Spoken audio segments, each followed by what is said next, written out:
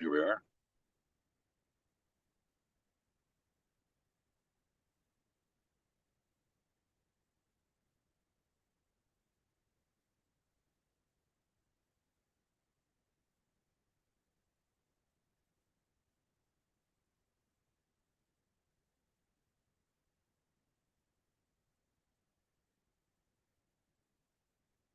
We just turned this volume down here. Okay, so we're back, and I don't need to hear the volume. I just need to hear me. Do you guys hear me now? Do you hear me now? Are we good? All right. So I don't know. I don't know what was up with StreamYard tonight because I had all the right outputs. But sometimes that's just how life goes, right? Sometimes you have all the right outputs and all the right inputs, and shit doesn't work. That's just the way it is. How am I doing on the signal here? Okay, signal. All right. How is everybody? Doing a little bit of a late start tonight, but we will make up for it with some stellar content. Some absolutely stellar content. We've been through a lot this week, haven't we? A hell of a lot. Uh, Last Sunday night, I think we were just doing a bit of a wrap up and kind of looking ahead at the results, which are still not fully in, by the way. Apparently, California, as is California's want, is still counting votes. I believe Nevada and Arizona might still be counting votes. At the end of the day, there's a possibility that Kamala Harris might wind up with the popular vote, believe it or not. Now, again, there's a lot of votes that are not a lot, but enough to get the attention of certain people inside the media that seem to believe that, wow, she'll win the popular vote. Well, it's like having a tie in the NFL, which they said is like kissing your sister.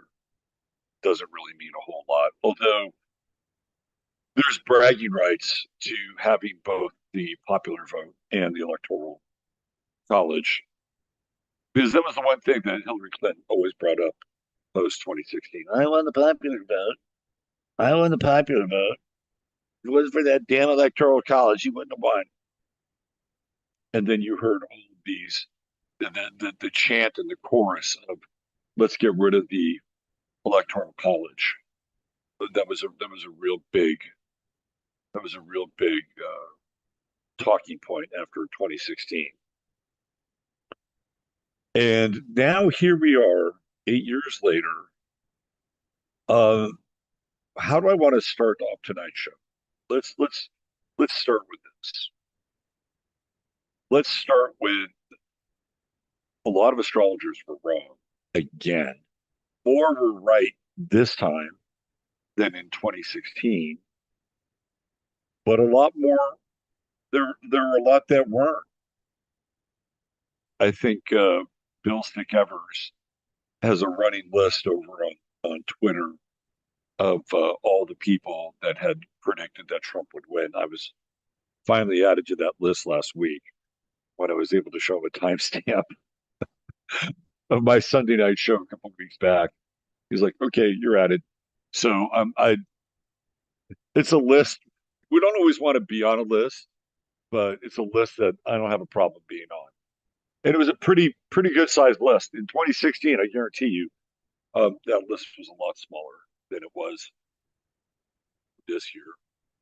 But there are a lot of astrologers that got it wrong, and we have to have an examination as to why they got it wrong. There's a number of reasons. I think first and foremost, this is one of the things that all astrologers, even myself, we all have bias. You know, we all have bias when it comes to the things that we either believe in or want to promote or feel like are fundamental, aspects to either our being or some kind of greater philosophical structure that we're attached to. You cannot go through life without some degree of bias. Okay. The better astrologers are the ones who minimize their bias and look at the astrology as it is. Right? This is where true astrology takes shape, no matter what your bias is. Now, let's go back to the scene of the crime. When we looked at this, what was it, 3 Sundays ago, roughly 3 or 4? The thing that we were really looking at was Jupiter. Jupiter was the big player in all of this. And Jupiter, while in the same sign as Harris's ascendant, never reached her ascendant. So the potential for expansion that would come along with the Jupiter transit would be a fait accompli. Had it reached her ascendant and even went to her first house, if ever so briefly. It never did. It got close, but it never crossed over her ascendant. And then immediately, once it went retrograde, it started to retreat into 12th house, which meant that even when Jupiter was moving forward in Gemini, there was some degree of forward momentum emerging from the Harris camp. You'd have to go like back to the Democratic National Convention, and Jupiter was direct, and it was moving towards her ascendant. Right? It's like this is the wave, this is the train, this is where it's going. But we all knew that it wasn't going to get there, and then that we'll even bring it up. Let's just here just so that we have some sort of a visual guide, and you guys, and I know a lot of you have been following this for months now, so you know what I'm talking about. But let's just get it up on the screen so people understand as part of the recap what I'm talking about and why this didn't work out for her astrologically and why it did for Trump. It was not rocket science. Like of all the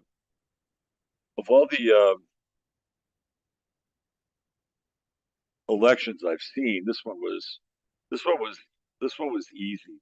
The problem with the 2020 election for Trump was that he had the true node in his favor, but he also had um, the Saturn opposition going on in his life and in his chart. He also had wasn't there a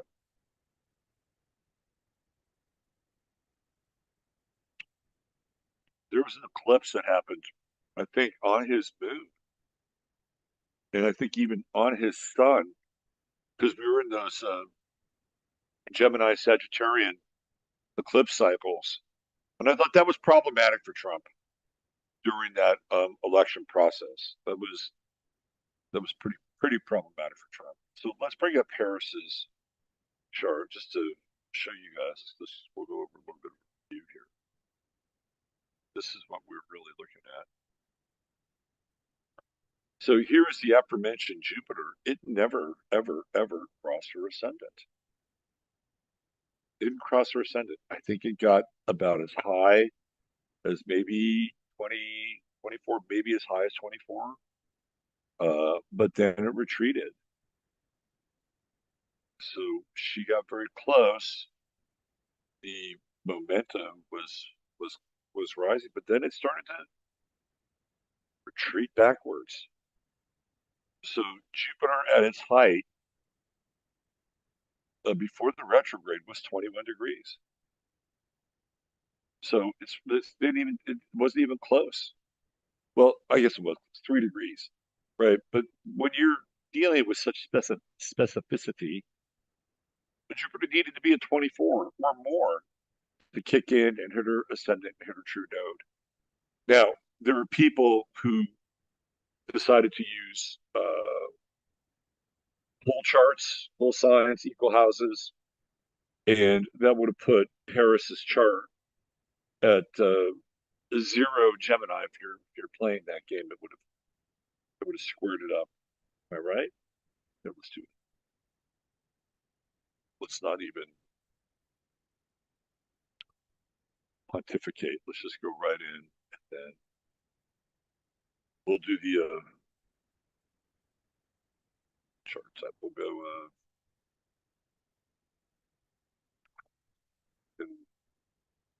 equal signs.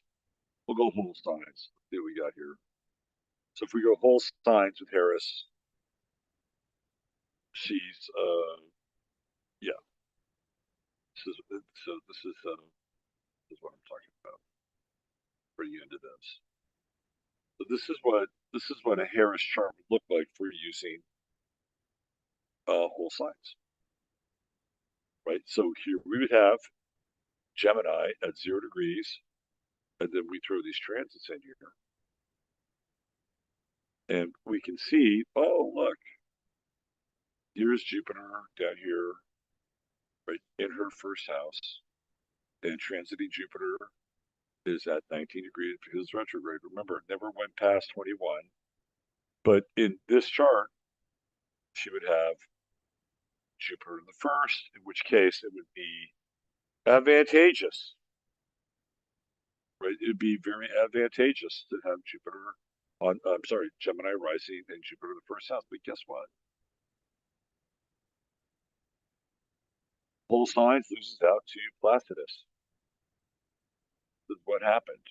Sign system lost out to Placidus because the Placidus chart was the chart that carried the day. Right back to the chart that we know about, which is the Placidus chart right there. So there's Jupiter. And the retreat into the 12th house, I mean, from, like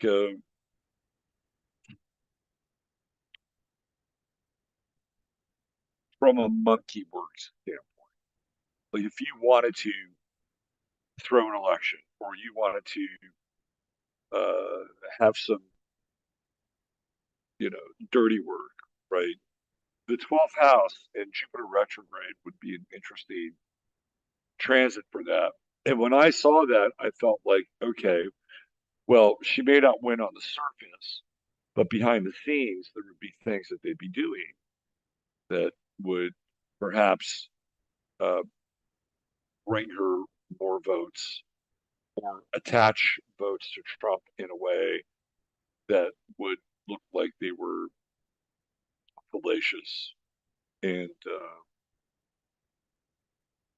yeah, yeah, and create kind of a voting scandal around Trump, and then of course attach it to Russia, and here we are all over again. But we haven't seen that, and there are a lot of people who are asking this question: why are things so quiet?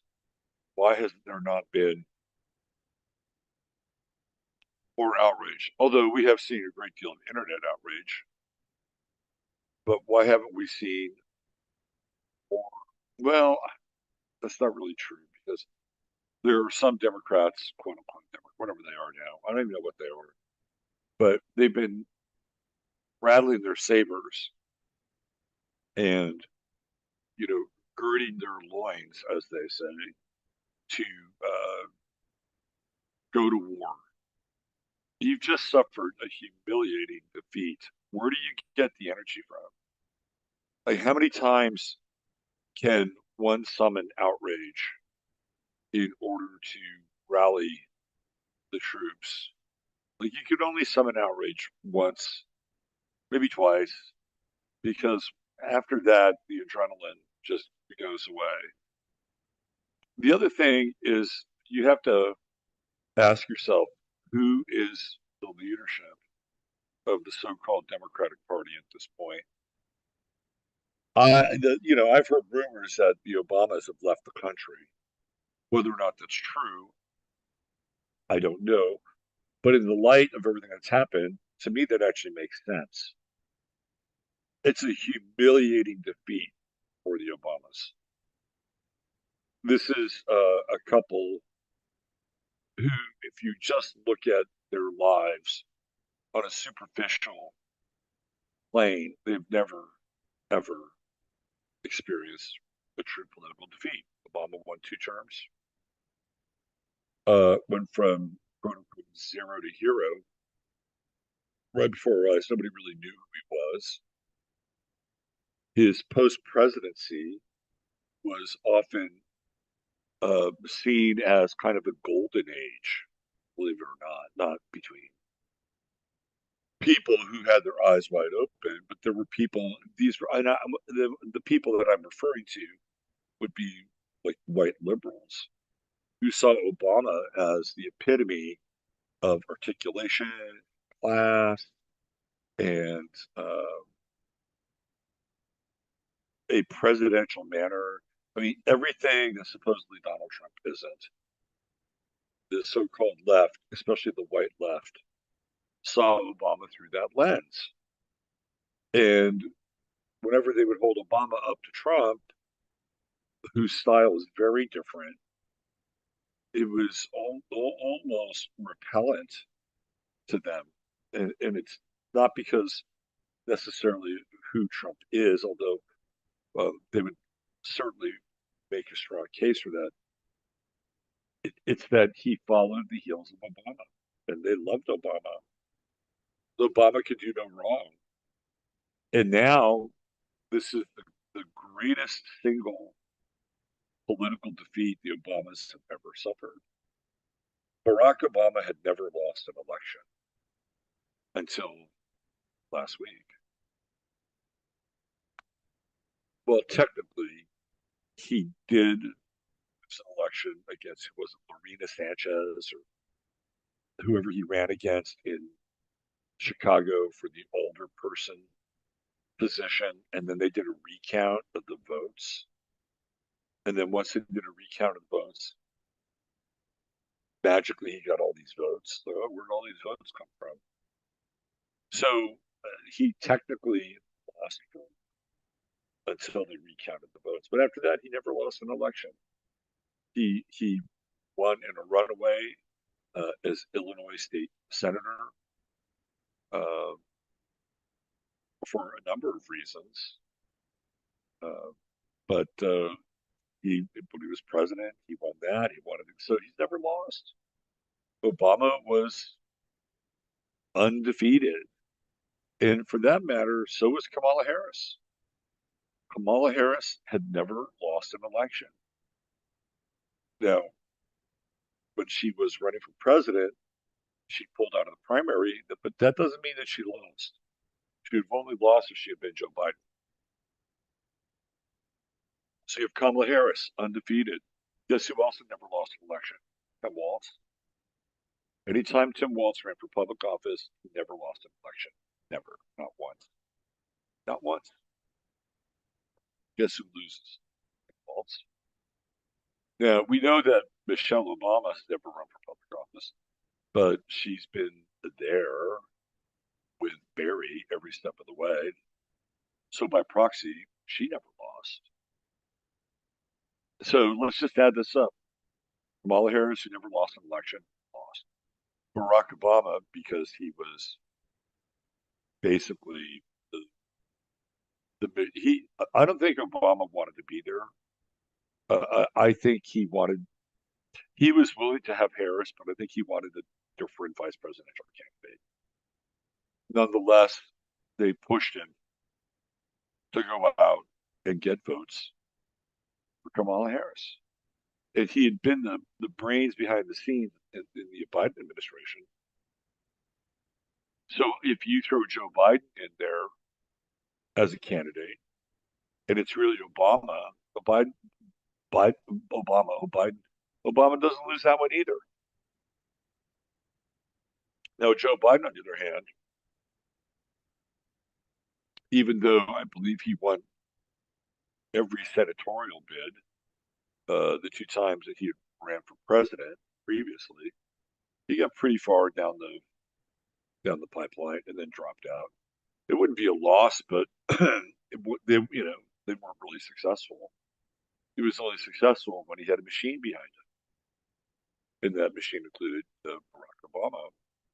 So this has been an absolute shit show for the so-called left, and it's been a shit show for astrologers who were dead set on Kamala Harris losing, and they could have used signs, they could have used zodiacal releasing, they could have used anything that they tried to in order to fit the outcome into their predisposition, their bias, and their ideology, and it was never going to work because astrology doesn't work that way. You go back to 2020, you say, well, wasn't Trump supposed to win in 2020? Yeah, he was supposed to win in 2020, but he had extenuating circumstances with his chart, which I've talked about. The Saturn opposition was sitting right in his face during that time. I kept like, how the fuck is he going to deal with the Saturn opposition? It's not business as usual. The Saturn opposition comes around, you have to redefine your position to the established order in your life. So maybe I don't know. I still think Trump shouldn't have run in 2020, but that's just me. Could he have kept his name alive? Yes. Was all of the bullshit and all the court issues and everything that he was forced to go through, did that strengthen him as a presidential candidate? Maybe. I mean, he's one of the few people that I've ever seen that can take something that's incredibly negative and turn it into something that's positive. He's one of the few people I've ever seen be able to do that and do it in a way that's so quick, right? And I think it's that Sun Uranus conjunction in Gemini, and going, just the whole,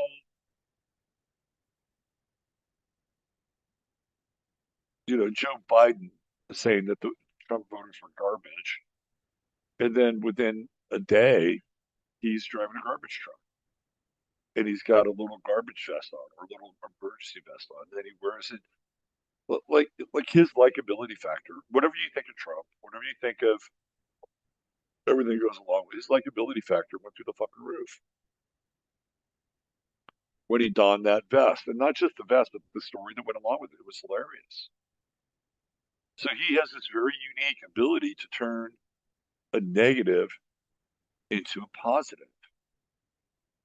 And you can see, you can go back through his history with bankruptcies and divorces, and he always seems to land on his feet and seems to be better off than what he was before in a lot of ways.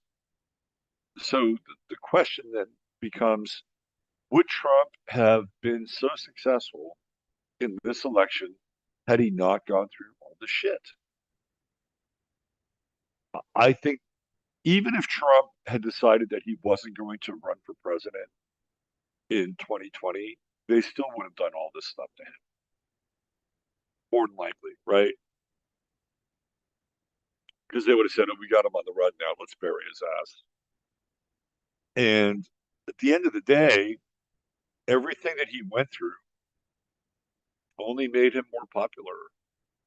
It made him more popular with the black male community who saw in Trump, which is mind blowing because he's theoretically a billionaire or who knows how much money he's got, but he's got cash. He's sitting on a lot of money. But they related to him, right? They related to this guy who, in spite of all of his money, he's persecuted. And that's how they related to him, that they felt persecuted as well. And he became, a symbol of not just, his persecution, but their persecution. They took it very personally. They identified with him. And if you go back when he was a Democratic president or Democrat general, the black community loved him. He was mentioned in all these hip hop songs. He was on The View. As soon as he changed his political affiliation, now all of a sudden, public enemy number one, right? The worst of the worst. So him going through all these court cases and E. Jean Carroll bullshit, all of it, I think at the end of the day, uh, it made him stronger. And it gave him, I would say, more of a general appeal. And again, I think that people can envision and project themselves into other people, especially people that are in the public eye, that overcome significant odds, that they'd like to see themselves as that person. It's and Trump plays that role. He plays it perfectly. So there I don't I just I feel like, first of all, had he not run in 2020 and with the Saturn opposition going on, they still would have gone after him. Didn't matter, right? It didn't matter. They still would have tried to bury him because, in fact, they probably would have felt even more emboldened at that point. It's like, oh, we got him on the run. He's retreating now. Let's go after him and you know turn him into the Ten of Swords. You know that card, the Ten of Swords. But he gets through it. He runs the gauntlet. Supposedly, he's got more of these trials that he still has to deal with. But he runs the gauntlet. He comes through it, and people are emboldened by it. So he's this interesting character that is able to take something that's a complete negative and then flip it into something that ultimately becomes positive. I've never seen anybody else do it at the same level as Trump. And maybe it's because he's dauntless and he just doesn't give up and he's got one thing and one thing in mind. And that's to make America great again, whatever that is. Uh, but at the end of the day, you have to tip your cap, no matter what you think of Donald Trump. You have to tip your cap for the fortitude and the endurance of him hanging in there and ultimately defeating who was probably the weakest presidential candidate of all time. I mean, let's just be honest about it. If Harris had 6 months to run, it would have been even worse. It would have been even worse. They needed a short runway for Harris to minimize her utter lack of being able to kind of stand on her own 2 feet and have well thought out responses to questions that were outside of her lane. Right? She's really good inside the DEI box. She's really good inside of the hey, we don't all start off together, but we're going to end in the same place box. Like you keep her in that little square of her world and talking points, but she's reasonable. She can sound reasonable. She can be passionate about it. You take her outside of that, and it's problematic for her. She doesn't have the ability to do anything with her mind. Like, so let's take a look at her chart. Where's this in her chart? She has Mercury in Scorpio. Okay, I like Mercury in Scorpio. It's deep, it's profound, it's intense. It gets to the bottom of things. It's great for research, and she has a trine with Saturn with Mercury. So what that means is that if everything is mapped out and plotted out, prescribed, and she stays in her lane with that Mercury Saturn trine, meaning talking points, doctrinaire, she'll do fine. Like she can be more than credible when she's in this narrow lane. You take her out of that, and she's not very credible. In fact, over here, Mercury is in opposition with the moon. And we see somebody who really fluctuates between being at times mental and perceptive, and at other times really emotional and kind of, either giddy or off the handle, right? Like, so she's trying to somehow find this balance between her Mercury and this Aries moon, which doesn't have a lot of filter, the Aries moon. And we can see also that this was easy. We've been talking about this when Mars coming in here in these final degrees of Cancer before it went into Leo, squaring her moon and squaring her sun. And you can tell that she was really angry. Like when she was channeling all that rage at the ellipsis, that wasn't fake. That was not fake rage. And it wasn't really directed at Donald Trump, even though it was. That rage was coming from her entire experience as a candidate. Like she was pissed. For whatever reason, she was pissed because maybe she didn't feel like she had the right ranks or the right people that were asking her the right questions. By the time she got to the ellipsis, that water kettle was boiling over. And her campaign went from joy and, let's open another bottle of Chardonnay and put on the Commodores. We're cool in the gang. Let's click our heels. Let's have an old school dance party and, raise a middle finger to Donald Trump and clink our glasses and turn the page. I mean, that's where it all started.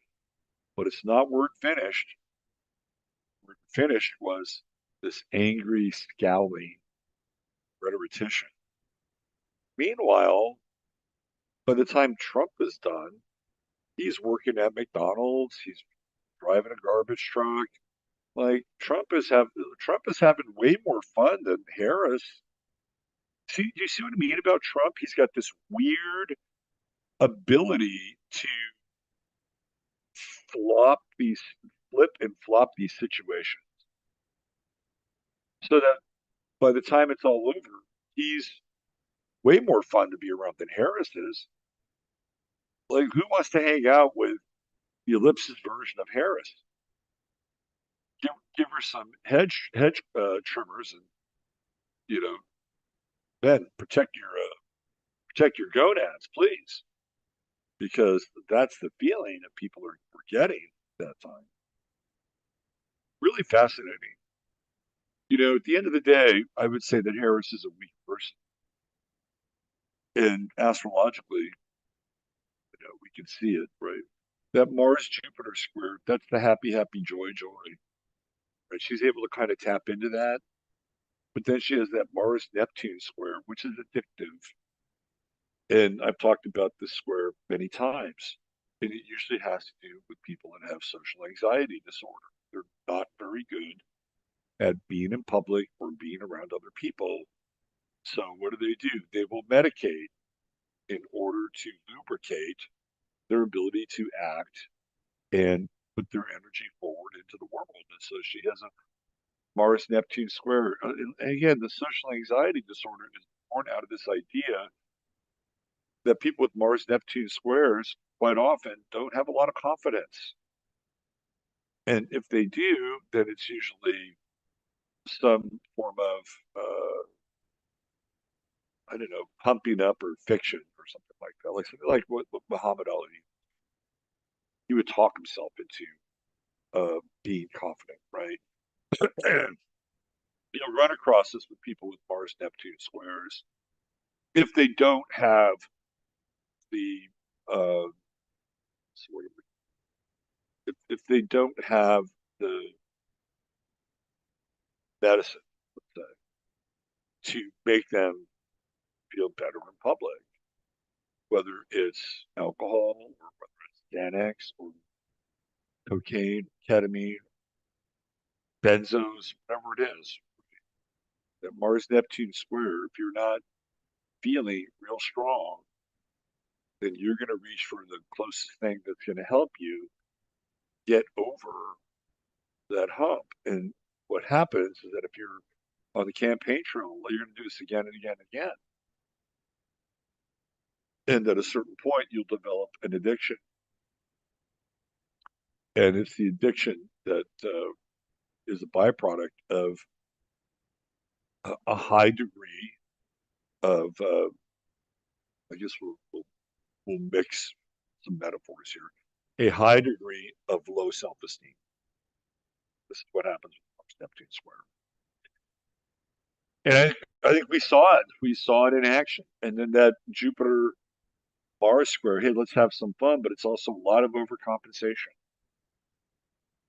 And what's interesting about Harris is that it almost looks like she has a mystic rectangle, but she doesn't. She just, it's like kind of off, like everything's a little bit off. My experiences with people of mystic rectangles are like cats that land on their feet. Maybe she didn't quite land on her feet, in defeat. The other thing that I really felt like she had working against her was this Saturn conjunct Chiron in her chart. And I think having Chiron in the 10th house has got to be a pretty intense Chiron, especially if you're trying to become president of the United States, because all your shit is out there. Like, that's just the nature of Chiron. Like, it's all out there. Whether it's her genealogy with Kamala Harris, I'm sorry, Candace Owens, whether it was all the stuff that she had based, whoever wrote her book essentially took everything from all these other sources, like complete forgeries, no footnotes, not even written with and given a ghostwriter, right, some credit, none of that. So that was all out on the table. So you had the weird genealogy, you had the complete forgery, plagiarism, fakery with her book, and then her legal record came out. And there was a lawyer that went through all the dockets of all of her cases because they have a different search engine than the rest of us do. And he realized that she actually handled, especially at the state level when she's attorney general, very few cases, very, very few cases. If there was a case that was on the docket, it was usually somebody else.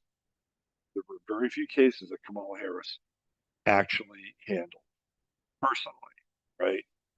So even that was not adding up. There are all these things about her that, you'll get this with Chiron. You'll get it with Chiron up wherever it is. And so it's all out there for the world to see. And Saturn was right on her Chiron.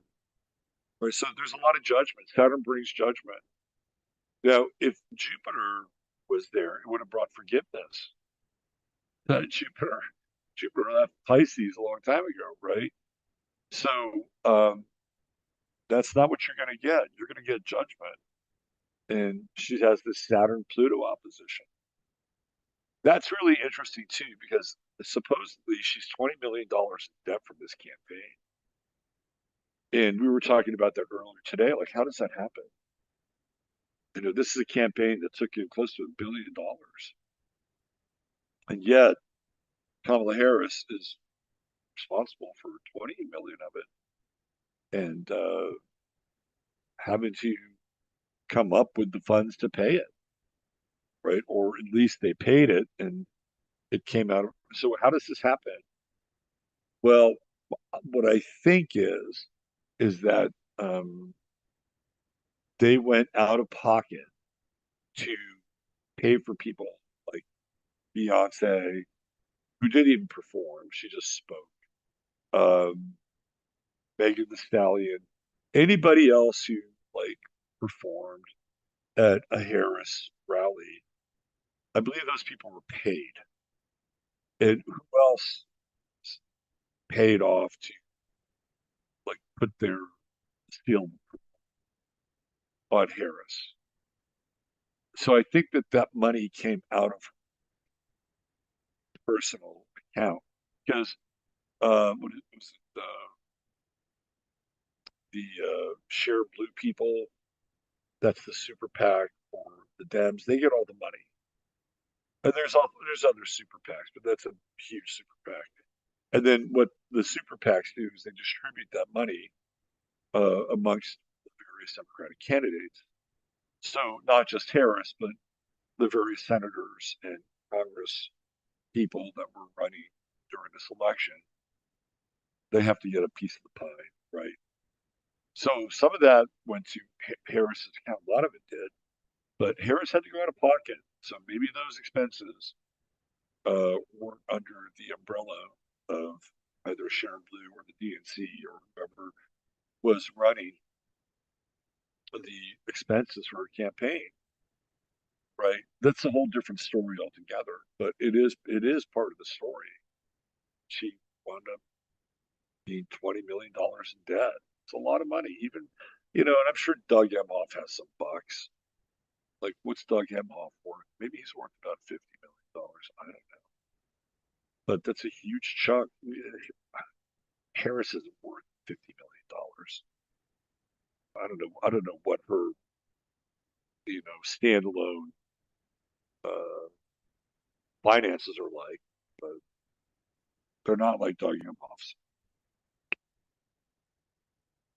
So it all came out with Saturn conjuncting Chiron, all that weakness, right? Because that's what Chiron brings to the table, brings vulnerability. Now, could she have gotten through that? Yes, she could have gotten through that. But it would have taken a very different kind of response than what she had brought to the table. So I want to go back in time a little bit, and I'll show you where uh, they fucked up with Kamala Harris. So let's go to Saturn. Let's go to her Saturn return. And right here, this is around February of 2023. Now, I personally had said that Harris was going to be president right around this time. And clearly I was wrong.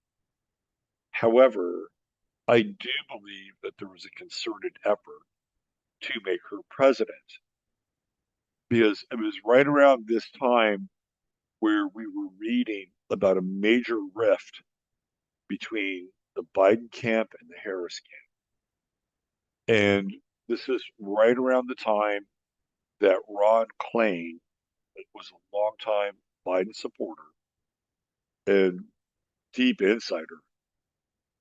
I think he'd been also the head of the DNC at one point. He's Biden's chief of staff. He steps down, right? He steps down, and I don't know. Like, he still stayed on as an advisor, but he was not involved in the running. Like, maybe he set everything up, which is what chief of staff does. And sometimes a president will run through a couple different chiefs of staff. Like, there's one to set everything up and put everything on the table, and then get all the systems in order, and then they leave. And then somebody else will take it over and just manage it, right? Like sometimes. But when you look at Ron Klain and his history with Biden, you got the sense that he probably wanted to be there longer, only because it was such an unsteady hand with Biden. Right? So there's all this pressure, and this is really, if you go back to February of 2023, Harris is Saturn. She's going through her Saturn return. It's right there. Saturn goes into Pisces on March 8th of 2023, puts it right on her midheaven. That would have been the time. That would have been the time. She would have had Saturn on her midheaven, game on. She would have had 2 years, right? 2 years roughly, the entirety of 2023, and then maybe about half of 2024 to have established some kind of presence, some kind of policy, something that would have distinguished her as just an empty pantsuit. But this did not happen. And the reason why is because, let me see if I can do this, get Biden's chart up here. These are some of the things that David and I were actually talking about. By the way, shout out to David. That live stream we did on Tuesday night, David and Mark and Drake Woods, and quite frankly, it was just fucking epic. Like, for me, as somebody who does media and live streams, does all this stuff, that probably was one of the great, that was, to me, is one of the most memorable things I've ever done. I've never been on a stream for 10 hours. I think the most I've ever done is like 3.5 or 4, but 10 hours was pretty epic. And I have to say, from 10 p.m. my time to 1 a.m. my time, David just made it like super easy. Because when we're together and we're both on, like some very interesting things happen, and we have the ability to take the level of discussion to greater heights when we're together. So that was just awesome, and it was great to have Mark Malone also back in the mix, and just and having his daughter, um, you know, come on and be a part of it. It's just like just incredibly special. So I don't know if you could actually go back and watch that. I don't know if Rumbles is like, fuck, 10 hours, fuck it, that's too long. Um, I don't know if you can watch it, but I know a lot of you did, and we were there together. I was not gonna get off the damn street until we figured out who was gonna be the. I didn't care if it was gonna be till I was gonna be on that stream for 2 days if I need to be. That's how devoted I was to it. Not because I was like, super Trump, but because um, I just wanted a result. I wanted a result. I didn't want Harris to win. That part was easy. That was easy. Uh,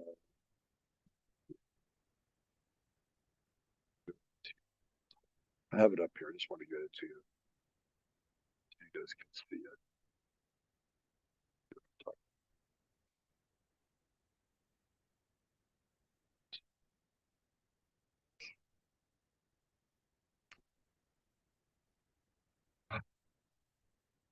Kamala. Kamala. Kamala. Kamala. Okay.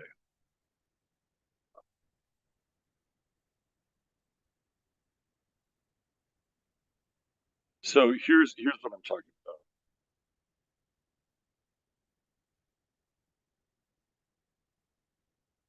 That's Biden's son in the 12th house, right there. And this is Harris's Saturn conjunct her midheaven, which we just looked at. Now uh for Biden, it's in his third house, which is like more like sibling, uh townspeople. And what do we have here? We got a direct Sun Saturn square. So while Harris piggybacks on older men, Saturn conjunctor, MC, which she has again and again, Billy Brown, Doug Emhoff, Joe Biden, they all fit the Saturnian profile.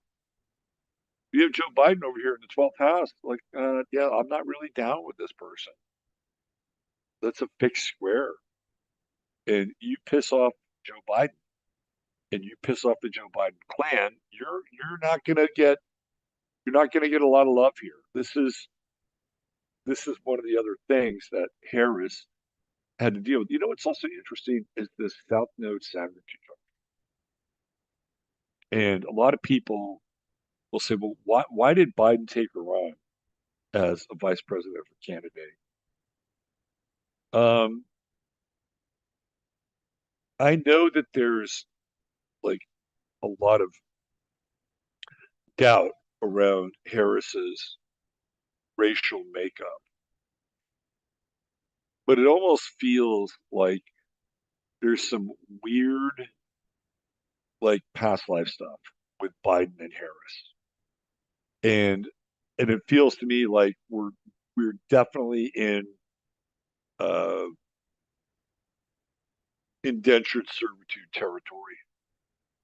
You know what I mean? Like that's the South Node, and there's her Saturn. It's like, oh boy, he's responsible, right? On some level, he's responsible. So yeah, come on board. We got this past life thing we got to work out. That's really very interesting. I'd never noticed that before, by the way. And what's funny about is that the first thing she did when she went after him in the presidential primary in 2020 is she accused him of being a racist. I think she was ready to go full Robert Byrd, and because now this is also interesting too. If you put it into the context of that debate, what was she banging on about? Just banging on about busing. And where does busing take place? It takes place in the third fucking house. Number one, it's transportation. Number two, the third house is, you know, ECE, early childhood education. And what I mean by that is that's basically from first grade to high school. Once you graduate from high school, you're in ninth house territory or you're in sixth house territory. You're either learning a trade or you're in a JC or you're up in the ninth house and you're getting a degree. So this totally fits the model, right? She goes right after him on the whole busing thing and the racism thing. If you go back and watch that, it's fascinating, absolutely fascinating to watch. We go over here, and this is Biden's Uranus, and it's kind of in a close square with Harris and Saturn. But again, to me, it's just the Sun Saturn square. Like, and again, with Biden, with all this 12th house stuff, you don't always know what he's up to. He, this is the chart of a consummate DC insider, hands down, hands down. Now, if you look at Harris's outer planets or planets up here, she's got Venus conjunct Biden's midheaven. Look at that, right? Look at that. So that plays a role just in general. Again, from a deal maker perspective, they're like, oh, well, why don't you take her? She, you know, checks all the boxes. She's a woman. She's a bit radical. Venus Uranus conjunction, and she has this Venus Pluto conjunction, which is ultimately Kamala Harris does not rest until she get what she wants. And Venus Pluto conjunctions are a lot like Venus and Scorpio. So here she's piggybacking on Biden's midheaven. That's all power. This is all power. And I think uh, Biden being Biden and the Biden family being the Biden family, they're thinking, okay, well, we can capitalize on this. We can get some uh, racial brownie points with Harris. We could get some gender brownie points with Harris. Like she, at the end of the day, if they forced them to take Harris, which I think was part of the deal. I think Biden could rationalize it out of what he would get out of this. But to me, it's this. It's the South Node Saturn, and again, it feels like Biden is playing this role where he feels almost beholden, right? He feels almost beholden to Harris, but not enough. Not enough. Look, they both have their moons in Taurus too. So I do think that there were times where some of the good vibes in the White House that they pretended to have, they could probably get by on some fumes. But this is a chart fraught with complexities, and most notably that Sun Saturn square right there. Um, and they didn't like it. They didn't like what went down. And at the end of the day, uh, they made her pay. They made her pay. Let's take a look at just a quick revisit and re reset with Trump's chart, just to show everybody here if you haven't seen it or you're new to the show. By the way, please hit like, hit the like button and subscribe if you haven't subscribed and you'd like to get updated on this show and the astro weather and the Friday forecast. And by the way, uh, Friday forecast with Danny Katz, just excellent, really, really excellent. Uh, so if you haven't discovered Danny's work, it's a really, really good introduction to it. And I love just kind of jamming Danny because she's got such a wide aperture and a lot of historical context for conversation. All right, let me find the Trumpster here.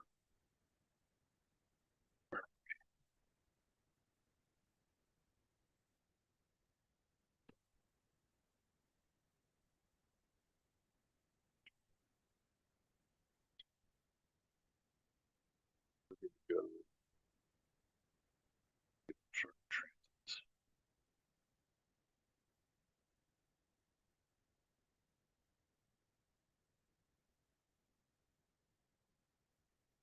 All right, so again, this is just a recap of what we had talked about earlier. And this is Jupiter. Jupiter went back onto Trump's true node. And again, we talked about this 3, 4 weeks ago. And astrologers that were paying attention, astrologers that were using the Placidus system, looked at that and said, geez, this is astrology fucking 101.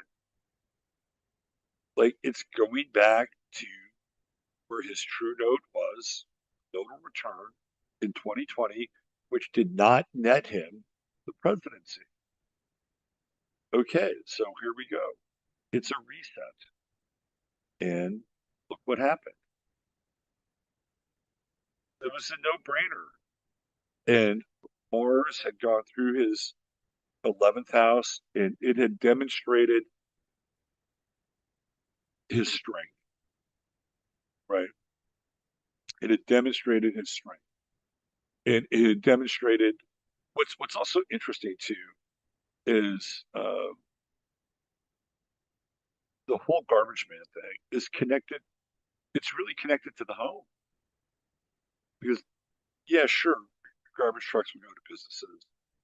They'll dump their dumpsters, right? But usually we associate garbage men cruising around, picking up our cans, and then dumping them into the back of our garbage. That's a very Cancerian thing. It's connected to homes, domesticity, and the McDonald's thing is also very Cancerian. When you get into restaurants, whether it's a fancy sit-down restaurant or McDonald's, it is connected to hospitality, and Cancer is about hospitality. So when you have Trump with Mars going through his 11th house and performing either domestic tasks Christ, if the election was long enough, he probably would have, you know, change somebody's, I don't know, plumbing out or something at some point, right? Although I have a very hard time to see. I mean, Trump, it's easy for Trump to scoop some fries. It's easy for Trump to sit in the passenger seat of a garbage truck. Having him actually do anything like turning a wrench, that's probably a shore too far, right, for Trump to accomplish. But the visuals were there, and it was very Mars-like in the 11th house. So you can see where Mars is even playing a role in this chart in a positive one.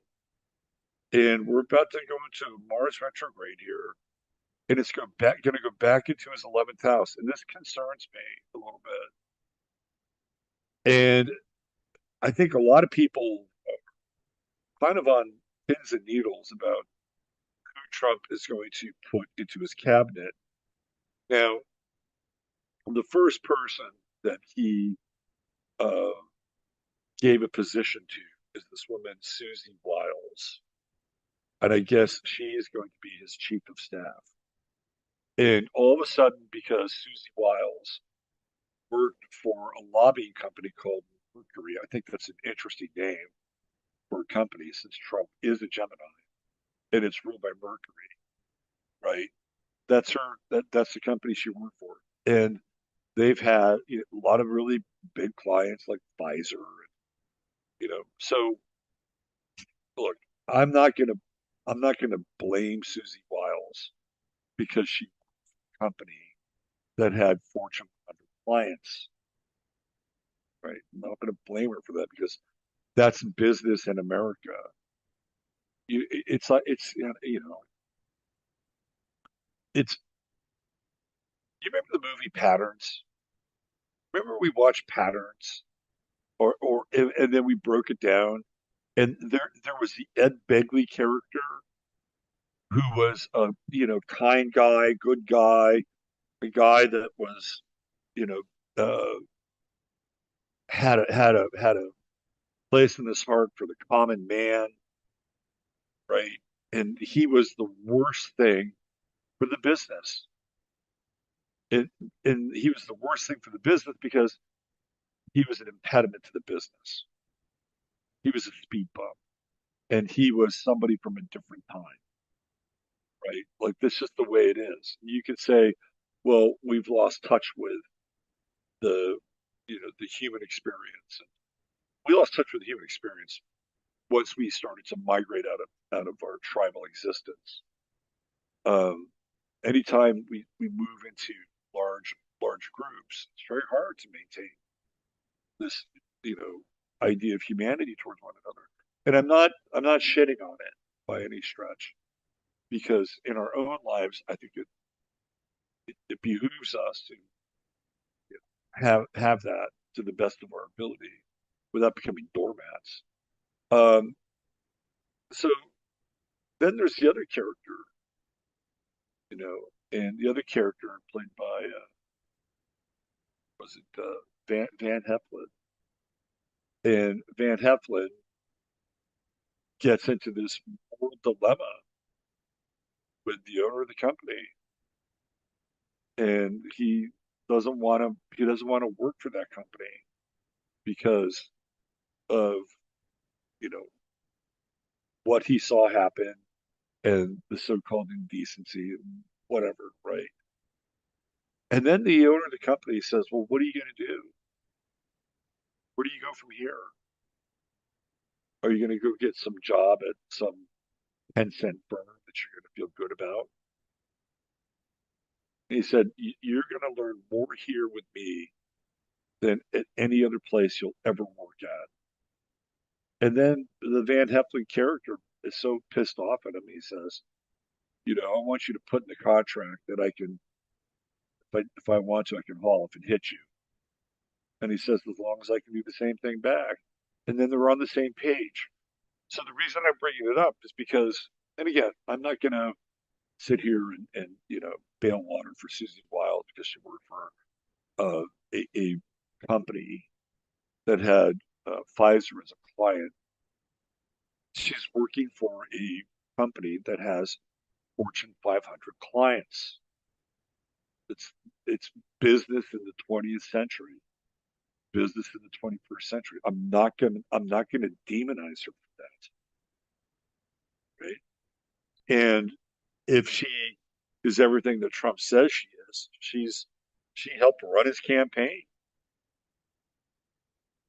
Pretty successful campaign, would you say? The other thing about Susie Wiles that's interesting is that she's the daughter of Pat Summerall. And Pat Summerall was a pro football player, but he was more known for being the announcing partner of John Madden. And he and John Madden were great together on TV. And there's Pat Summerall has two careers in media.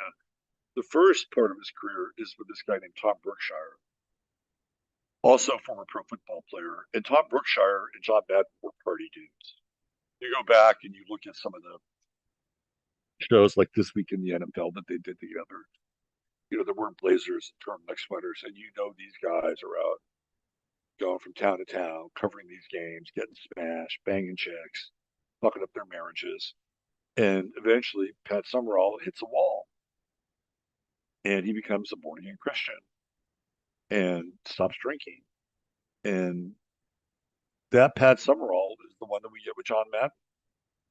And Susie Wiles is the daughter of that guy, right? So, I'm not going to all these people on Twitter X, they're just looking for everything they can to uh, pin Trump as a liar, right? Oh, he promised you this and he promised you that. Look what he's doing now. Ha ha.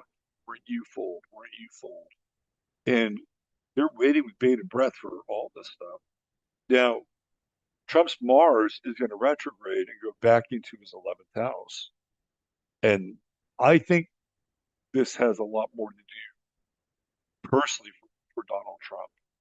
Because what he's done is he's had a bit of a sea change. And again, whatever you think of these people, they're very different than the people that he'd been surrounded with in 2020. So if you go back and you look at 2016, if you go back and look at 2016, you had people like the Mercers, Steve Bannon, Sheldon Adelson, uh, Paul, what's his name, Corey Lewandowski, uh, Michael Cohen with Trump. Uh, People don't realize that, but Michael Cohen eventually winds up getting into trouble later on during Trump's presidency. Michael Cohen was Trump's lawyer, and then you have some of the alt right people that are kind of climbing aboard Team Trump, like Mike Cernovich, uh, Jack Posobiec, Alex Jones, uh, Milo Yiannopoulos. You have the sort of the formation of the alt right happening at that time. Although I think their influence over Trump is less than Trump's influence over them, if you understand what I'm saying. This time, there are a very different group of people around Trump.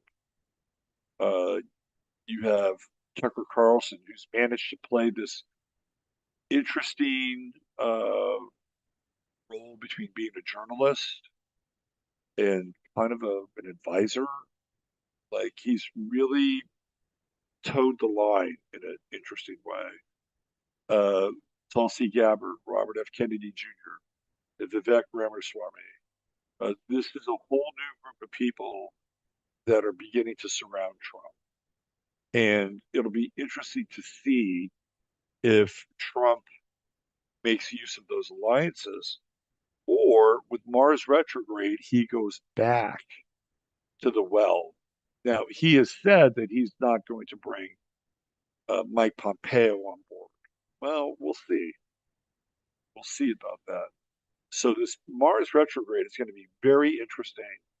And I think there are people that are going to be pissed off by certain things that Trump is going to do.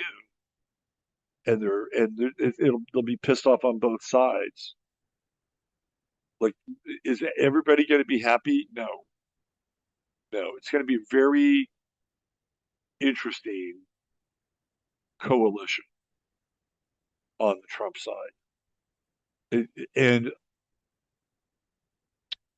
it would not be unlike Trump to create a cabinet that's contrarian. And I think it could be a really interesting experiment if you have people that are more, let's say, in the Tulsi Gabbard, the Vivek Ramaswamy camp, and maybe some other people that are not going to be names that people are really going to wrap their arms around. It might be interesting to see what happens when you get a group of those people together and see how they work things out if they can. Me personally, I think if we're going to play the political game, he should just go with the new breed. He should just go with the new tide. That's what I would do. But he's somebody that I don't know where he is in terms of political paybacks and all the things that he's on the hook for. But he has to honor those things, and he has to honor those things in as much as he has to give people a sense that this isn't just you know a reheated ham sandwich from a few weeks ago. That being the equivalent of 2016. So the Mars retrograde into his 11th house is going to be interesting because somewhere along the way he's going to piss some people off, and people that were friends are going to become enemies. And in typical Trump fashion, people that were enemies will become friends. This is how this guy rolls. So it's a long cruise in that Mars retrograde through his 11th house. And we don't really get to Mars direct until next year. It's a pretty significant time. And I believe Mars goes back to what, 14 degrees, if I'm not mistaken. So by the end of the year, just to level up here, Mars is at 2 degrees Leo. So the retrograde for Mars begins in December. And it begins on December 7th at 6 degrees. Okay. So then we look at the Mars retrograde in Trump's 11th house. And so it hits 29 degrees on the 7th of January. Oh. So on January 6th, this is really interesting. On January 6th, Mars is at 0 degrees and it is at the same degree Mars was when Trump was elected. Now, he is not going to be inaugurated until the 20th of January. So we've got 3 weeks, 3 weeks of of January. We have a long ways to go. Essentially, the entire month of December. We got 20 days of November, and then we have another essentially 20 days in January. So we're like 70 days out. That's almost 3 months. And a lot can happen during that time.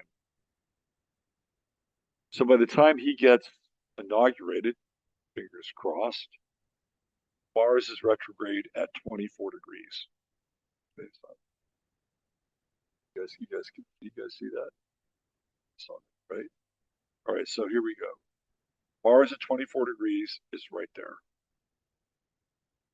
It's right there conjunct Jupiter on the day of his inauguration. Now, if we keep going backwards with that, where does it stop? Mars stops at 17 degrees.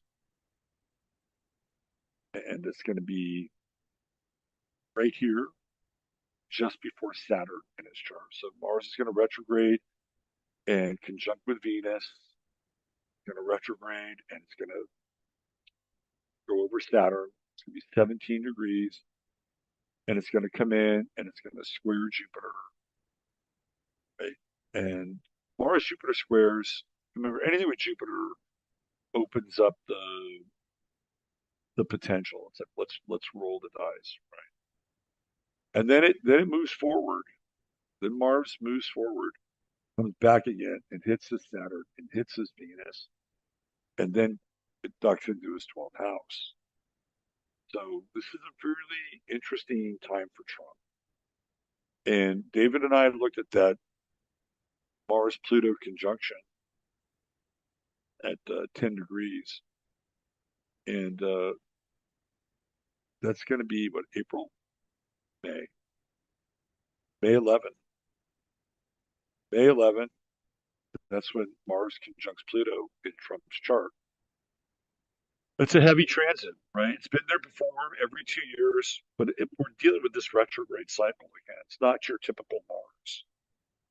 Goes into his 12th house, and then comes back here. And the only thing I can think of is that this Mars transit in Trump's work pisses people off, right? This is the house of friends, associates, groups. And this retrograde can be, I think, quite painful.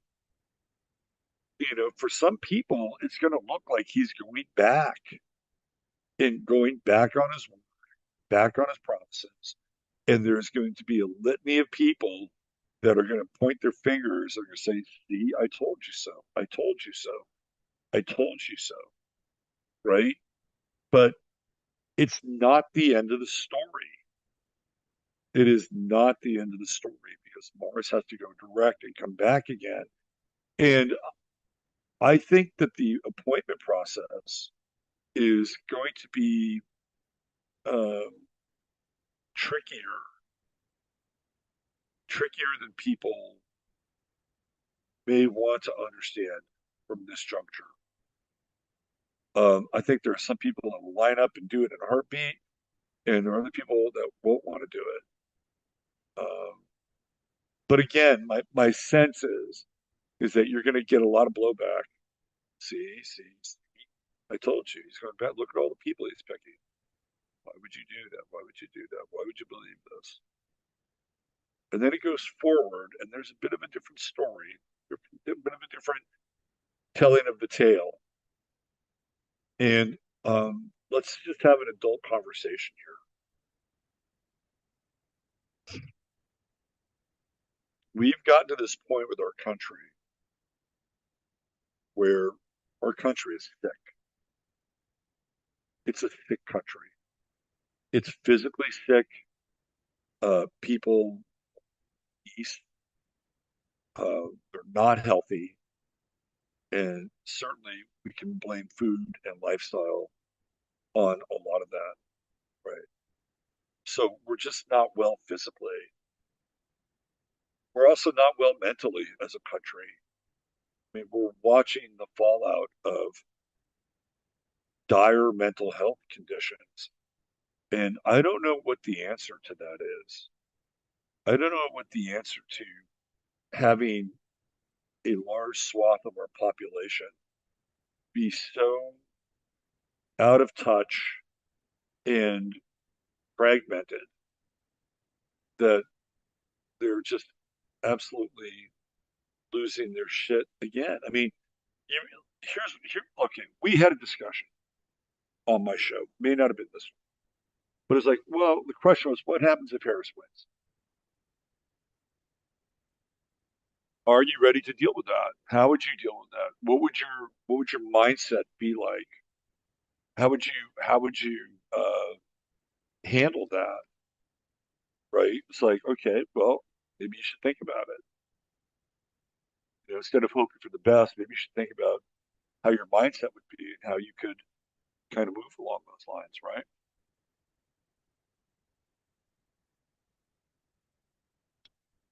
Do you think any of these people ever ask themselves that question? Well, what happens if Trump wins? What are we going to do? They couldn't even begin to wrap their head around the big what if.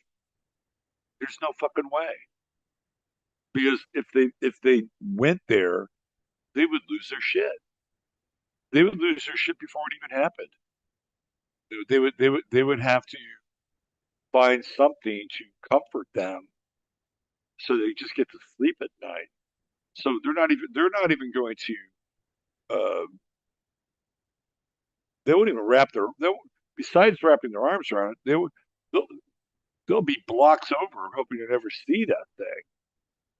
But this is the difference between people who can look at an outcome and say, well, what if this outcome happens? How am I going to respond to it? What is my presence of mind? What is my state of being? Right? And what is my intentionality going to be if it goes in this direction? I asked myself that question, and the answer for me was I wasn't going to be any different. I mean, the last time it happened, it was kind of a kick to the nuts, right? But it was like, okay, but what do we do now? Well, we pick ourselves up off our feet, and we find things to invest in, whatever those things are. And the challenge, I think, for the so-called winners is to get lazy and to just think, oh, well, now that Trump is elected, all of our ills, no, they're not going to be solved at all. Like this is a stopgap at best. There's a tremendous amount in front of us that we have to deal with. And one of the things we have to deal with is a large portion of our population is really unstable, highly, highly unstable. I talked about this idea when I was on with David. I said, I know this sounds really paranoid, but people have to look out for, where they're going and where they're eating and where they're laying their head at night, and even things like elder care and where they're taking their parents and grandparents. And people sent me this video. Multiple people sent me this video where all these young women are talking about poisoning, right? They're talking about poisoning people's drinks and foods. They're going like this, right? Like, I'm not going to play you the video, but maybe some of you have run across it. I've had at least two people send me that video. Three people send me that video. That's exactly what I'm talking about. And again, you look at Trump's 11th house, that's all hospitality. You have Mars running through there, retrograde. Uh, Look, I'm not trying to be paranoid here, but between me and you, I'd avoid Starbucks.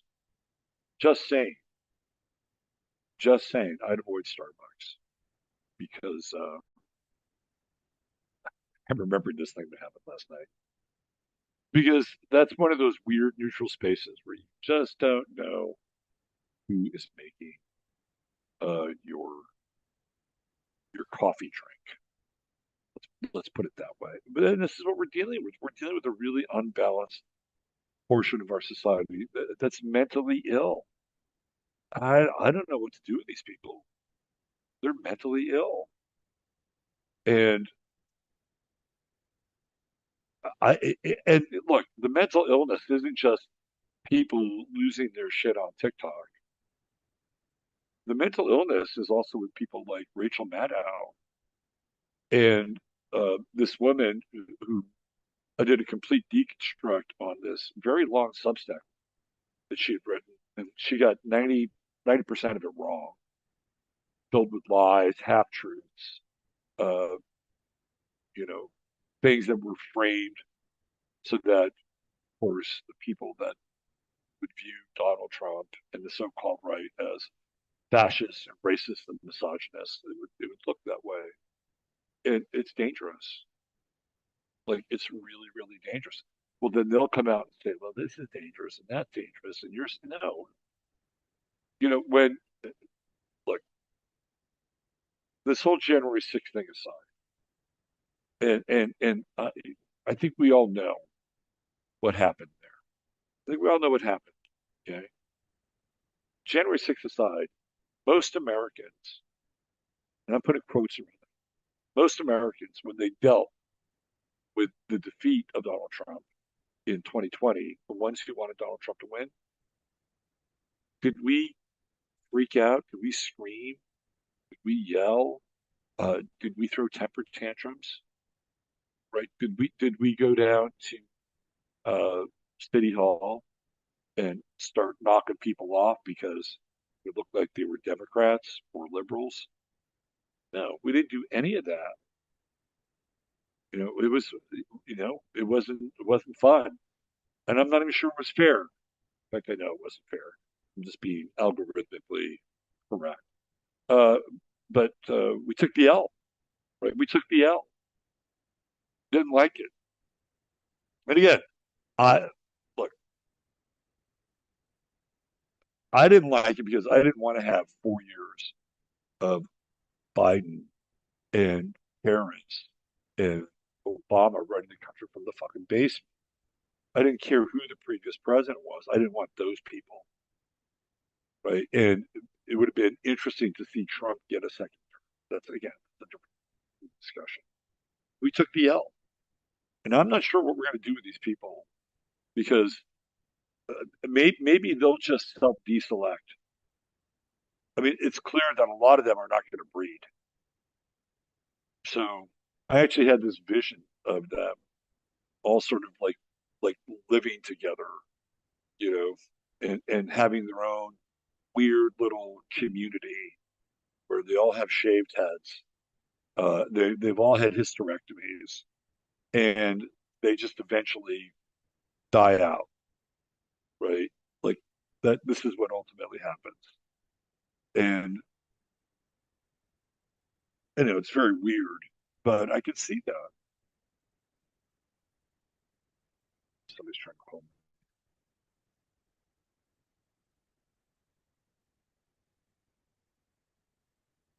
Kalispell, Montana. Anyway, that's a real problem. But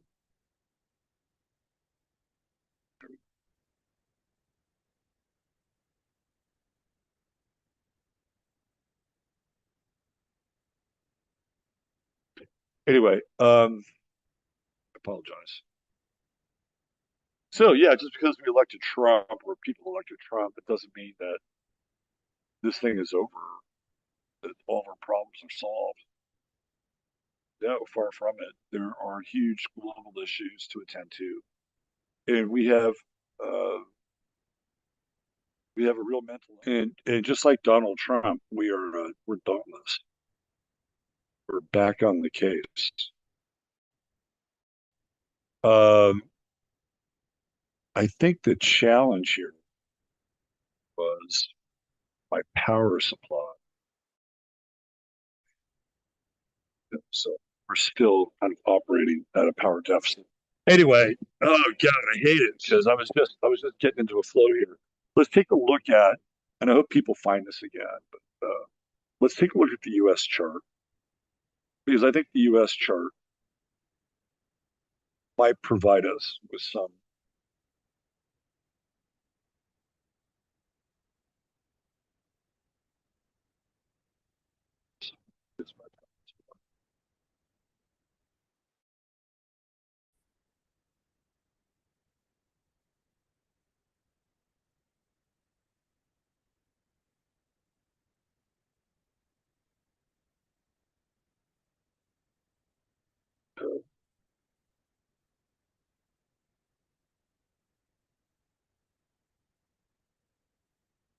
I'm just frozen.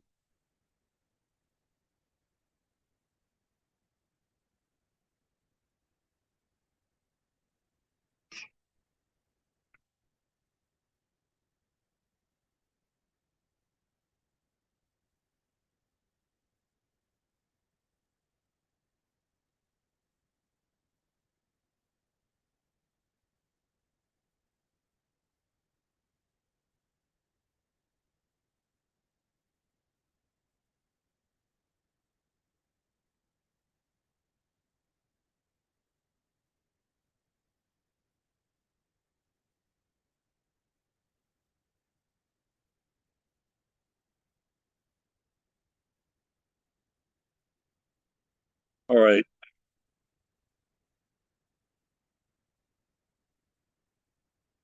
Just trying to get linked up here.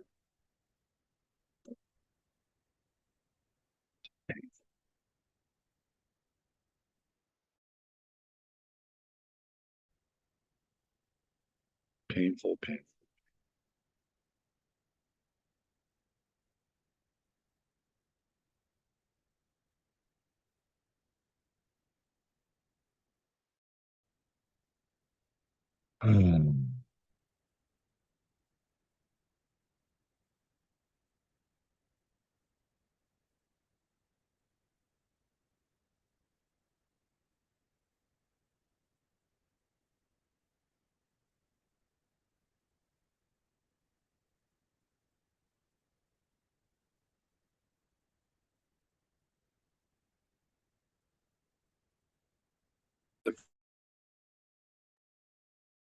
I feel like I'm back on Earthlink. That's what it feels like. Okay, let me hopefully my computer will get back up to speed here. And we can continue the proceedings. Give me a sec here.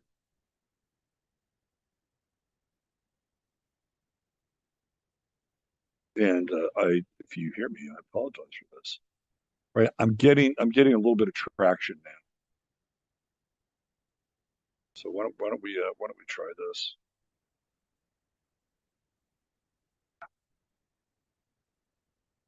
We're going to go into the U.S. chart here.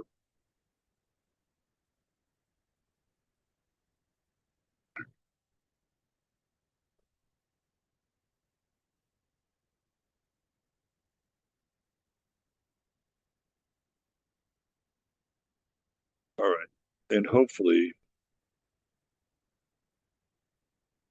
the power supply catches up with the presentation. There we go.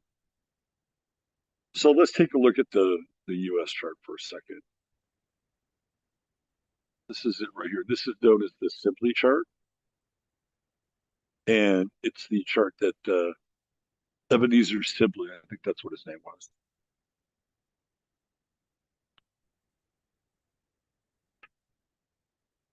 This is what he used for the signing of the beginning, right? The Declaration of Independence, which took a period of time to sign, but this is when the first signatures hit the page. 5:10 p.m., July 4th, 1776. So there were to me that three things to me that really jump out with this chart. Let's start with Chiron. So the U.S. is going through its Chiron return, which it has already done many times before. But here we are again with the Chiron return.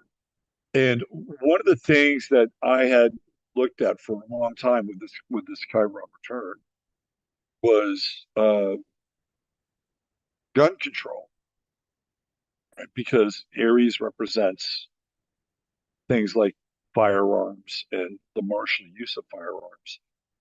And I really felt like looking back that this was going to be that Chiron return where they were really gonna come after the guns. And it's not because there was for want of trying, right? If we went back about a year ago and looked at the number of school shootings that were going on, really bizarre. A year ago, 2 years ago, we had the shooting in Buffalo.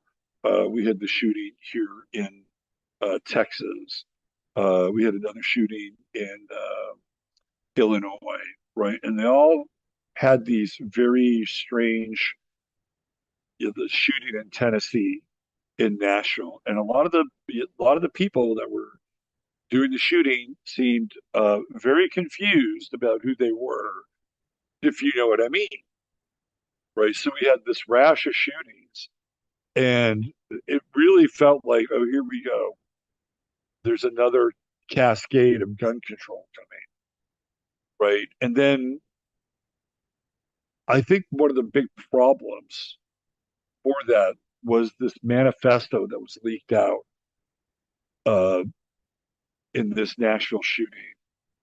And I was like, oh, well, yeah, maybe America has a mental health issue. That's another like version of what I'm talking about. But I want to look at this from a different perspective. I want to look at this Chiron as we're going to talk about men with Chiron in Aries. So if you go back and look at the first go round, Chiron was discovered when it was in Taurus, and that was in 1977. But prior to that, Chiron had been in Aries during the 1960s, which was an incredibly violent time. And it was also the rise of second wave feminism. And men began to, I wouldn't say take a backseat, but it was like, well, you need to be more sensitive. You need to listen more. You need to do all these things that you're not genetically predisposed to do.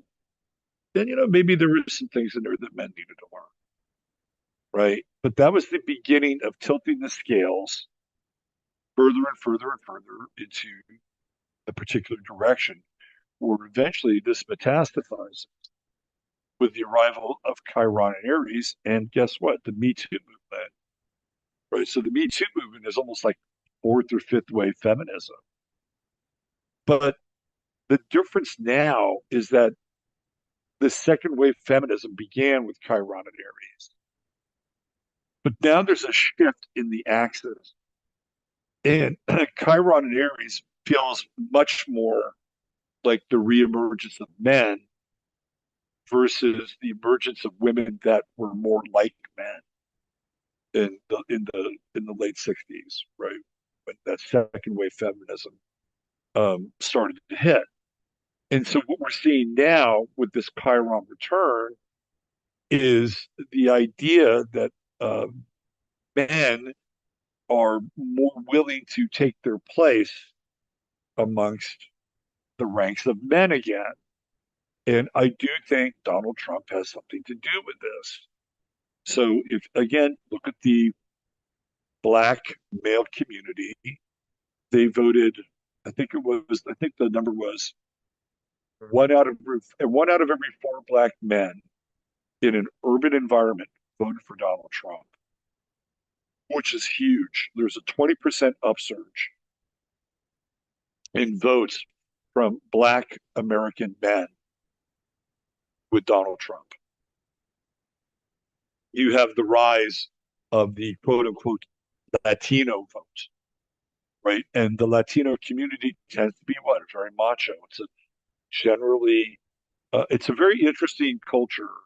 One that is deeply matriarchal, but also deeply patriarchal. It's like there's this equal amount of influence in the masculine and feminine realm, but they're very different. Like one doesn't try to be the other. Do you know what I mean?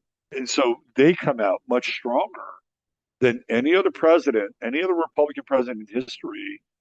And again, this is this Chiron and Aries effect. Like who's standing by uh, Donald Trump on the stage when he's basically thanking all the people who helped him with his election? It's Dana White from the MMA world. And who does Trump make as his final pit stop?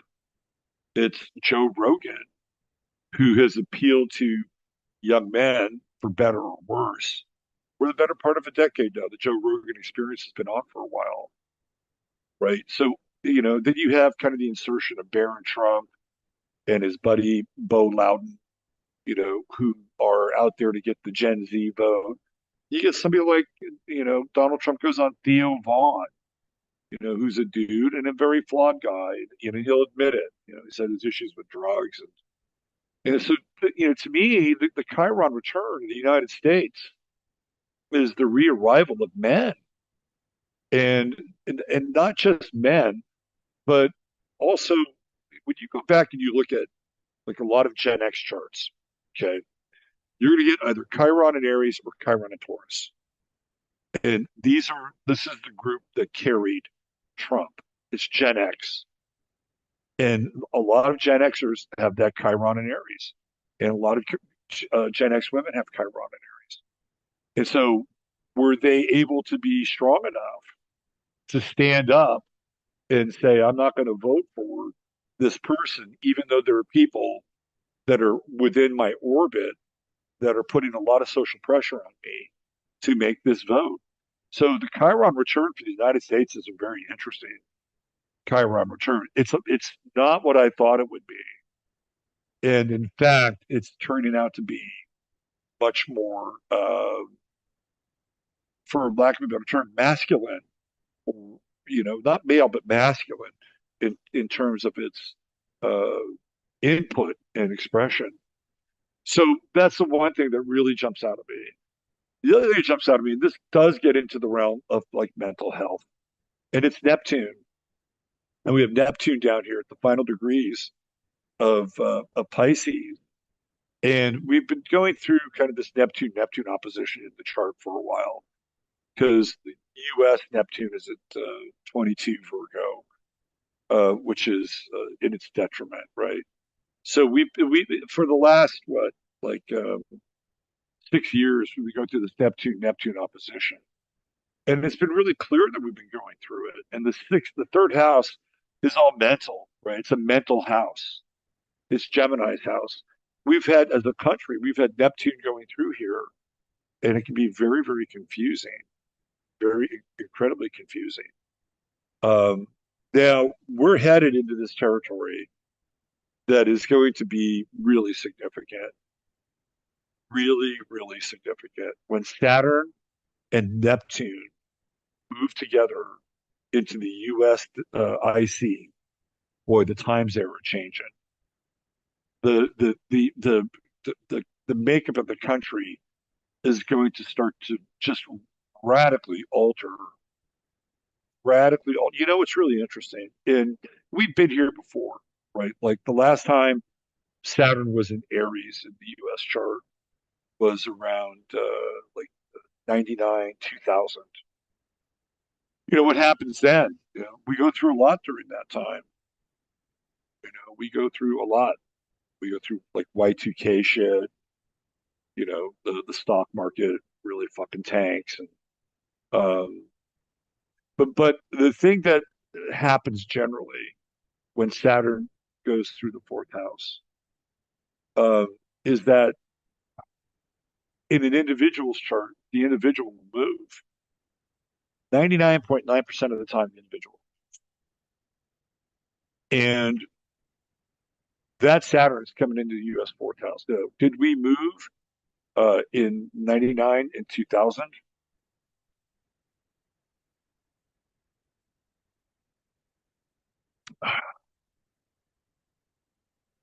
I would say yes. I would say yes. And not that the country physically moved, but with the insertion of George Bush as the president, we changed timelines. Because I'm convinced that Al Gore won that election. I'm convinced that he won that election. And so as a country, like we have to ask ourselves the question, does 9/11 happen with Al Gore as president? I don't think so. I really don't think so. I don't know what America would look like as Al Gore were president, but this is what happens. And eventually we catch up with it in 2001, 9/11. Saturn in the sign of Gemini, right? So something fundamentally changes during this period of time. And we move kind of off to this timeline, which I think is like the Kennedy time, which I've talked about. But we also didn't have Neptune there. Like Neptune was not knocking on the door in 1999 and 2000. No, that was not happening. So we're having Neptune going through the fourth house in the United States. When was the last time that happened? You know when? It's the Civil War. That's when. Neptune and Aries, the Civil War. So we're coming back to the same position of Neptune during the fucking Civil War, right here in the fourth house, and then Saturn coming right behind it. Like this is a major, major time in the evolution of this country. Does that mean we're going to have another civil war? You know, we're a house divided. That's for damn sure. You know, I played this video on Friday that was fascinating, and it was this Hopi elder. And I know some of you saw that on Friday, and I know some of you have seen this. It's been floating around the internet. And this Hopi elder talks about the man in the red cap, or the man in the red hat, or the man in the red cape, which sounds like cap. And he says that he's going to join forces with this other group. And he's pointing to this symbol that looks like a swastika. Now, I'm sure the people on the left, if they saw that, their fucking heads would melt. But the swastika is it's a symbol that's been demonized, completely demonized. So essentially, what this Hopi elder is saying is that there is this group that is very advanced that is going to come to this land, and they're going to work with the man in the red cap, and they will become an unstoppable force. Wrap your head around that for just a second. Like, what does that mean? And then on the other side of this mural, this Hopi elder is pointing at this other symbol, and it's the Iron Cross from World War One. I don't know. I mean, it's like, where are they coming up with these symbols? And then he talks about the four corners and there's this symbol of the four corners where people are going to be assigned their various kind of positions, on the continent when this other group comes back, which is what he's talking about. And he uses the word purification, which I think is really interesting. And if you look at Neptune coming in here, and then Saturn coming in kind of right behind it, right? Like, how do you not have a discussion around purification with something like this? You know, you could say, "Oh my God, it's Aries." Oh, now you're talking about Aryan symbolism. Oh, are you talking about eugenics? And are you going to take people that are incapable of being in the system? Are you going to take them out, right, and dispose of them? Oh, isn't that what Hitler would do? No, that's not really what I'm talking about. But one of the things that this Hopi elder says is that there were people that were responsible for the despoiling of the nature of this continent, that they were responsible, and that they will be taken out and they will lose their heads in front of everybody, right? And so what are we talking about with Aries? Aries is the head, right? It is the head. And we've been dealing with Uranus and Taurus, although there's algal right over here. This would be, I mean, if we play this thing out, that the way this Hopi elder was talking about, like at a fundamental level, what he's saying is that the people that were responsible for the poisoning of the land, if you poison the land, you poison the people, because that's what's been happening. If you poison the land, you poison the people. Those people be held responsible, and they will be dealt with. This is a very interesting video, and it's only made more interesting by the inclusion of the man with the red cap. And when we get into Saturn and we get into Neptune in the fourth house of the U.S. chart, there's a purification coming. There's a purification and a cleansing coming to this country. And it's going to be very difficult for a lot of people. Very, very difficult. And the people who are losing their minds and are, in general, a threat to society, because they are. They're a threat to society. I'm sorry, they are. If they're in charge of something that's connected to an everyday service, again, like serving you food, or if they're that unhinged and they're willing to take their animus out on you, they're a very dangerous part of society. And at some point, there's going to have to be a reckoning. Now, I'm not blaming these people. I'm not blaming them because they have been uh, tweaked, altered, managed, mismanaged uh, every step along the way and lied to, right? Lied to. And their expectations were set at a level where they were, look, there's no such thing as utopia. There's no such thing as utopia. And this group of people that I'm referring to, they believe that all they had to do is get rid of Donald Trump and all the mean people. It's just that easy. Just get rid of Donald Trump and all the mean people, and they would be left to just, puddle hug each other and or puddle cuddle each other, right? I mean, that's really it's the most naive interpretation of society in the world that I've ever run across. And these people are like children, and they're some of them can be quite bright, but they're also very damaged children, and they unfortunately they're a threat to our world. And I know some of you may have children or grandchildren or nieces or nephews that are in this category. And I pray to God that they have a come to Jesus moment, whether that's literal or figurative, and they wake up and they realize that they've been led astray.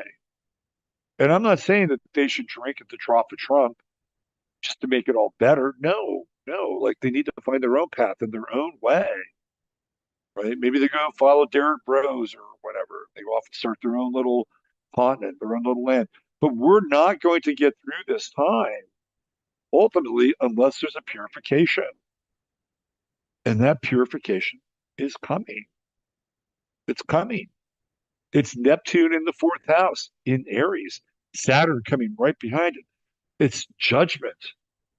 Like there is a judgment coming upon this land. And again, if you go back and look at that Hopi video, he's saying, look, you guys fucked this up. And these people are coming and they're telling you, you better make it right. And if you don't make it right, then the third judgment comes. The third judgment's worse than any of it. So I feel like this is where we are, and we're really in uncharted territory. So the first cleansing or the first purification is going to come at a bureaucratic level. It's going to happen. It is going to happen, and it is not going to go down well with the mass media and people like Rachel Maddow and Brian Stelter. And I don't really have a roster; they all are, right? But at a certain point in time, these people are going to be held accountable, and the entire media complex is going to be held accountable for the absolute lies and the absolute distortion that has been foisted upon the American people.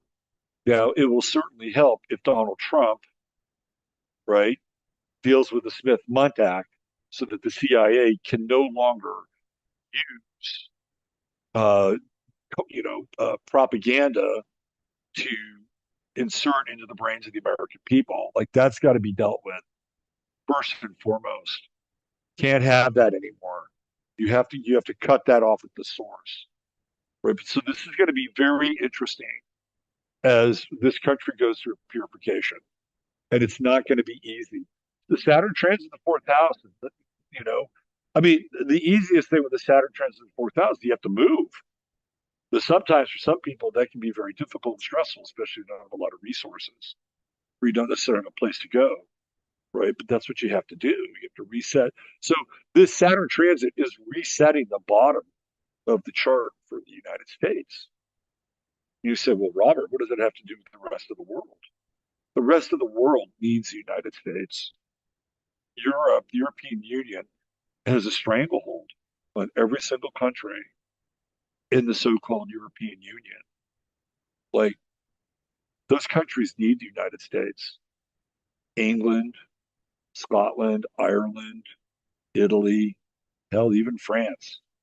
Germany, they need this country because they're dealing with a tyranny that might even be worse than China, right? At least in China, they're fucking nationalists, right? You don't see a bunch of Muslims running around in China, or you don't see a bunch of sub-Saharan Africans running around in China with machetes beheading people, right? Not like they're doing in the European Union. So one can make a case that the EU is worse than China, because at least China protects its citizens. That's a real problem, right? So, like, here we go. This is people. When I watched the Joe Rogan interview, I was much more interested in the comments than I was the actual dialogue between Trump and Rogan, which honestly I found quite uninteresting. But the comments were all these comments from people from all over the world who were praying for the United States and praying for Donald Trump because they know, right? They know that this is it.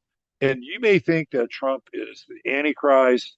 You may think that Trump is step and fetch it for the PayPal mafia, right? And you could have all those thoughts. At the end of the day, we're still the last bastion for the rest of the world. And and look, I admired Derek Brose because I respect him because he's dogged in his pursuit of like creating the third option. He's dogged in that pursuit, and I respect him for doing that. And at the same time, we also live in this greater kind of macro reality. And maybe if enough people get on board with his bug out and build or whatever it's called, it'll work, right? But I'm not sure if everybody is capable of self-determination and self-governance. It seems like that maybe it's a good plan for the future, but for now we're sorting out the direction of where this world is headed, and we're kind of the last chance for gas here, and the Saturn Neptune transit the fourth house is not going to be easy for a lot of people in this country, and because they're going to see things that they never thought they'd see in their lifetime. It's going to be pretty heavy. I think the big litmus is what's going to go down with Israel, what's going to go down with Iran. Is Trump going to go full balls to the wall against Iran? We'll see. I don't think Trump is a warmonger in general, even though he has Mars on his ascendant, right? He's got Jupiter conjunct Neptune in Libra. So I think Trump, by and large, is more oriented towards peace than he is towards war in general. But you also have to recognize that Israel's Mars and Trump's Mars are conjunct one another, and Israel's Mars is right on Trump's ascendant, right? And Israel's Sun is right on. We see Israel's Sun is right on Trump's midheaven. So it is a country that dominates Donald Trump. We can't not have that discussion either, right? Like it's there. I could throw those two charts right up there and show you right now. I've done it before. So that's another litmus. How is Trump going to handle the Israel crisis? Because it is a crisis. It's a humanitarian crisis. It's a genocide that's happening. And there are people who are on the so-called right who understand this. They're not just these dyed-in-the-wool, uh, Christians, these evangelical dispensationalist Christians who are pulling for, you know, Israel to win and slaughter all of its enemies.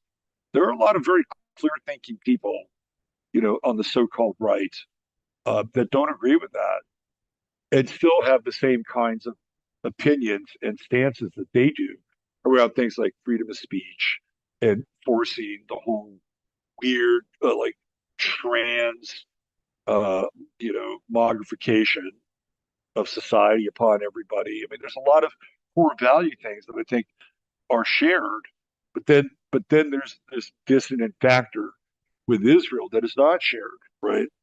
So that's going to be a very important uh, piece with the Trump presidency. Let's talk a little about Pluto and Aquarius because it's coming back. And the governance that we've seen with Pluto in Capricorn and the Pluto return with this country, it's over. Like we're again, I don't care if you think it's all a show and this uniparty thing is just another act that is getting people to buy into this kind of new system where they, you know, put their guard down and they trust the government and then they get fucked in the ass again, right? Like, no, something with Pluto and Aquarius is coming and it's different. It's not the same thing. We have literally think Donald Trump, the builder, has taken a wrecking ball to the old structure. That's what happens. There's an old building that is decrepit and it needs to be taken down, right? And that's what Trump did. He took down this old structure and this old, like heavy duty, like bipartisan uniparty. Like there's been a wrecking ball taken to that. Whatever you think of it, whatever if you think it's just a dog and pony show, fine.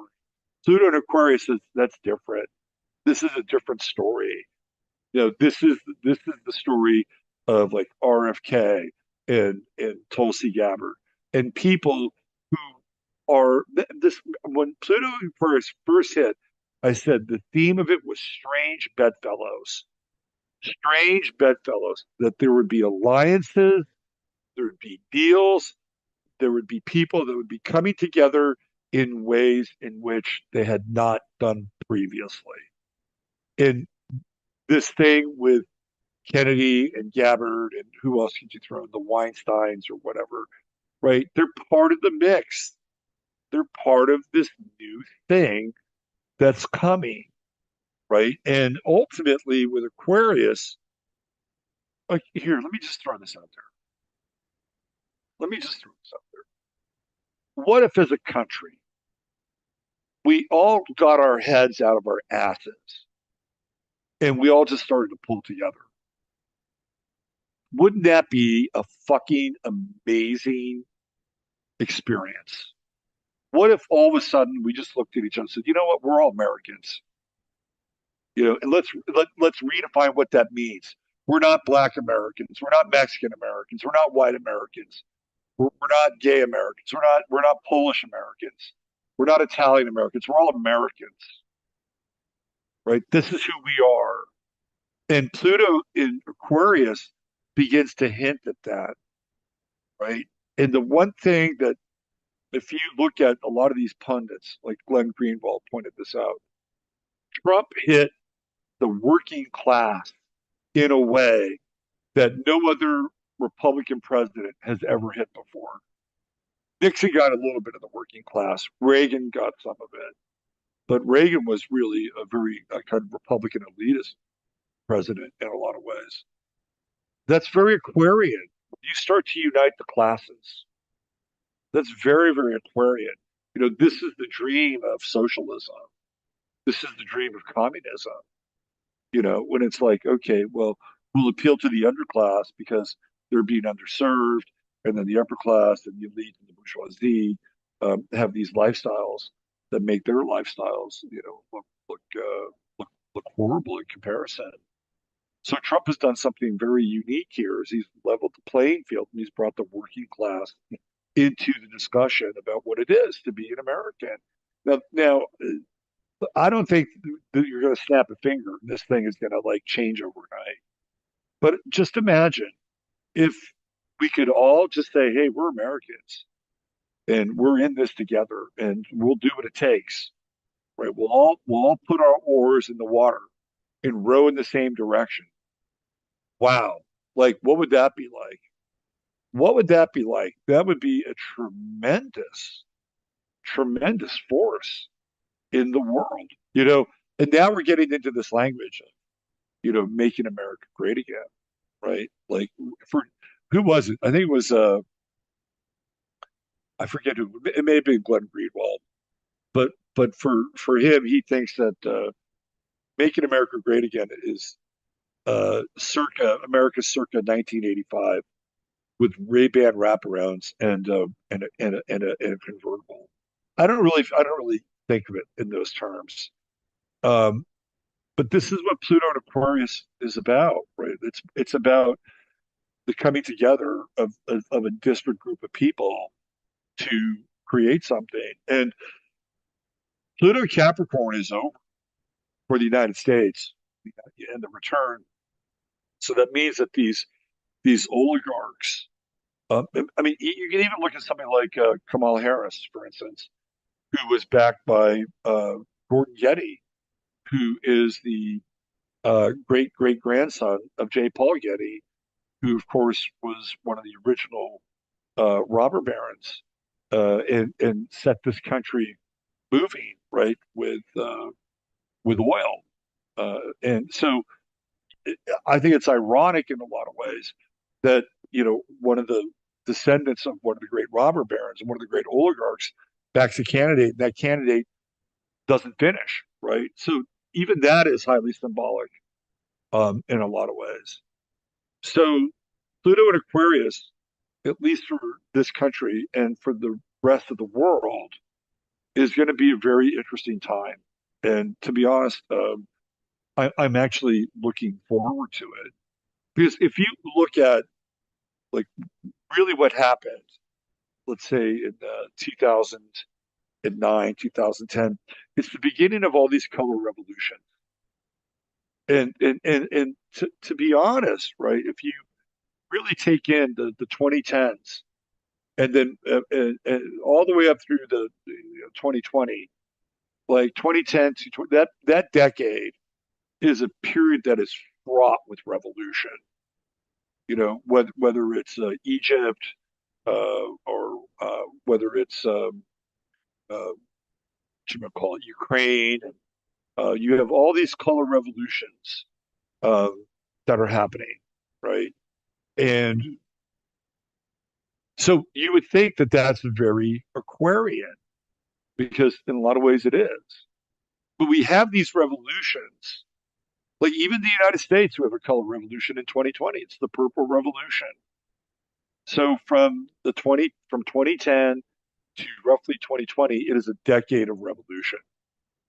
The guy who is the father of the color revolution is this guy named Gene Sharp, who was a professor, and that's exactly what his uh, life work was about: was overthrowing totalitarian governments using very specific tactics, and those became known as the color revolutions. It comes from his work, and there were a lot of things about color revolutions that have certain pieces to them that are all shared. One of which is that a color revolution is supposed to be fun, like drumming and all these things. It's like it's supposed to be a party. It's supposed to be like if you're taking down a statue and burning a city, it's got to be a party, right? That's part of the whole color revolution attack. But we've already had those.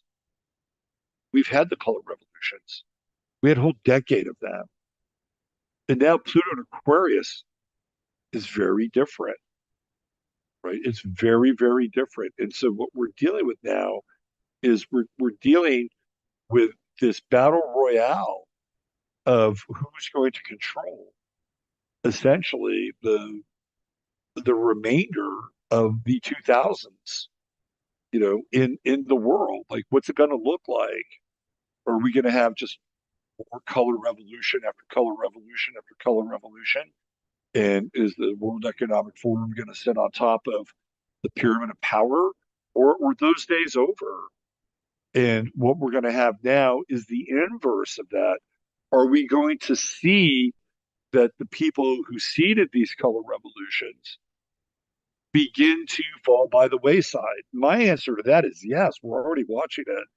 Barack Obama was clearly an architect of these color revolutions. When you look at what would happen, and here I'll even bring it up. Let's just take a quick look at it here. Let me get this off, and we'll just track the color revolutions as they showed up in the 2000s.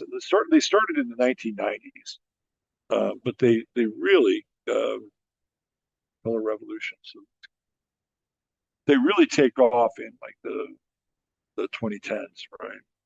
Let's just take a quick look at this. So this is what I'm referring to here. So these are the color revolutions. Starts in 2000. The Federal Republic of Yugoslavia's bulldozer revolution.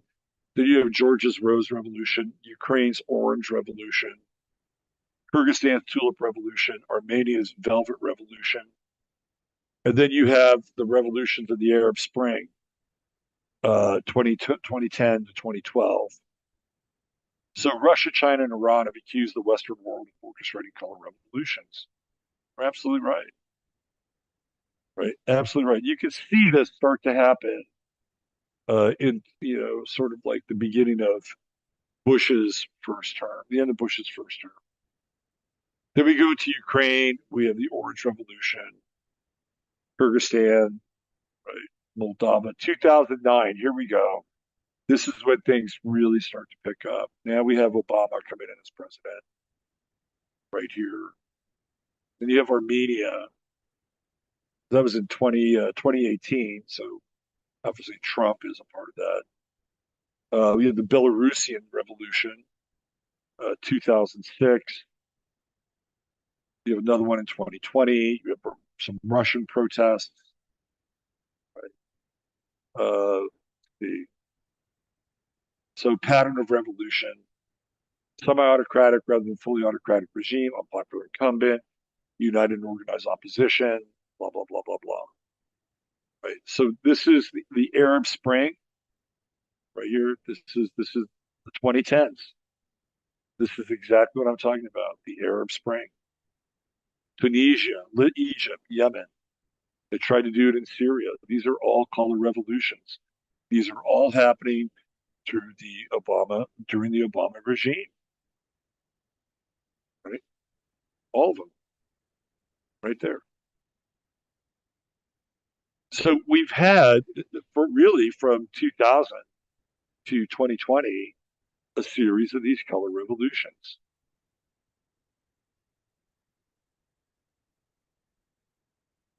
In the months leading up to the events in Tunisia, Department of Homeland Security, Customs and Border Protection Communications Program Manager Jonathan Stevens predicted the use of collaborative internet utilities to affect governmental change.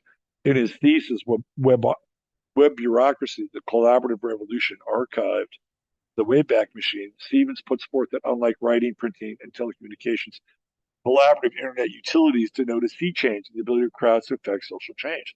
So we're talking cell phones, right?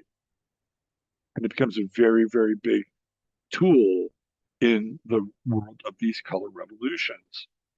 So we've had them, right? We've had these color revolutions. And here we go. This is where all these revolutions were taking place. And they all, 2010, 2010, 2011, 2011, 2011, 2011, 2011, 2011, 2011, Djibouti, 2011, Sudan, 2011, February 2011, 2011, 2011, 2011, 2011, 20, just keeps, and these are huge, huge. You got a death toll of over 60,000 people. Major protests by borders of Israel. So some of these, for instance, in Egypt, the Egypt revolution is a big one because what did they do? They increased the price of flour just exponentially. And then everything went haywire. People couldn't afford flour. And in Egypt, they used a lot of breads to like soak up their sauces that have a little bit of meat in them, right? And when people can't eat, then they get really antsy and they get really turgid, and that's when they're primed for a revolution. So we had an entire decade. You throw in the fucking color revolution here in this country in 2020. What is Pluto and Aquarius going to be like? If we had a decade of revolution in the 2010s, which we did, what is Pluto and Aquarius going to be like? Is it going to be more revolutionary? How can it be more revolutionary than what we've already had? or maybe the revolutions that are going to take place are going to look very different. Maybe the revolutions aren't going to be as socially engineered as they were during the 2010s and even before that. They worked on all these models in Central Europe, which is where they started to perfect these color revolutions. And once they kind of got them down to a T, then they brought them to the Middle East and North Africa. It's like, okay, well, let's invest in regime change here. Like, let's destabilize these environments. Let's get people in these governments that we want to represent our interests, whatever those were. That's done, right? Because with Pluto and Aquarius, everything that comes after it is different. And I just showed you what we've gone through, right? And the apex of that was in 2020, where we had a color revolution in this country. And for all intents and purposes, Donald Trump was overthrown, right? And it was all on the backs of George Floyd and and Trayvon Martin and Michael Brown, and they can't do that anymore, right? They have spent the political capital for that. It's done. It's done. It's over. So anything that's going to come out in Pluto and Aquarius is going to look very different than what we saw in the 2010s. I just showed you, right? It's all there. So that part of Pluto and Aquarius is just Aquarius is over. Like it's going to look very, very different, very incredibly different. And and I'm not saying that America is going to rule the sky, rule the seas, the world again, but it's very interesting that we've gone through this shift. And we have this guy who's our president, and for whatever reason, he's been able to bring people together. He's been, if you really take a solid look at Donald Trump, what he's done is he's brought more people together than he has in dividing them. That's how he won the election, right? That's how he won the whole thing. So will this continue, and will people continue to buy into the story? That remains to be seen.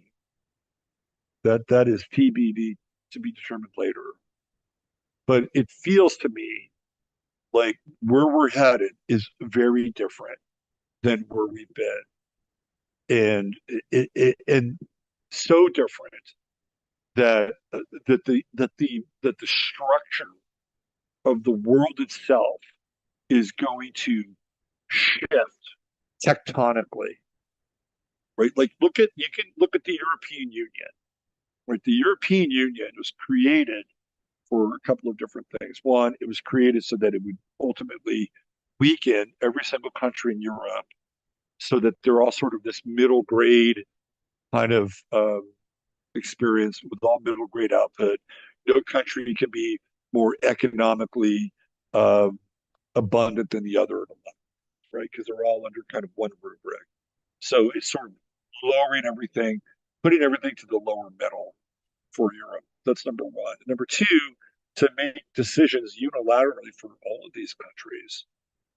So the European Union is also, in a lot of ways, the last gasp of sort of these very old European ruling powers that descend from like the black nobility, the black families, and the crossover with the Rothschilds, who come into a lot of very powerful alliances through making other people rich, during a previous era. So they've got a seat at the table, and then you have, the so-called, the Pope and the Vatican and, these forces that have all sort of kind of kludged together in the city of London and Vatican and Frankfurt, which is the stronghold, the economic stronghold to the Rothschilds.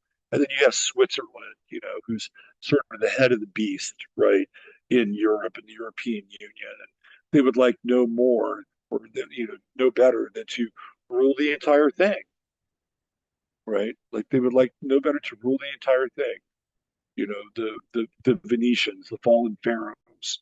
And now you have this country which is back in this place that was revolutionary. And remember now, Pluto and Aquarius is when the American Revolution really starts. And here we go. We're kicking it off again. And what are we dealing with? We're dealing with, you know, you know, what was it, Cerberus, right? The Hydra. We're dealing with the Hydra.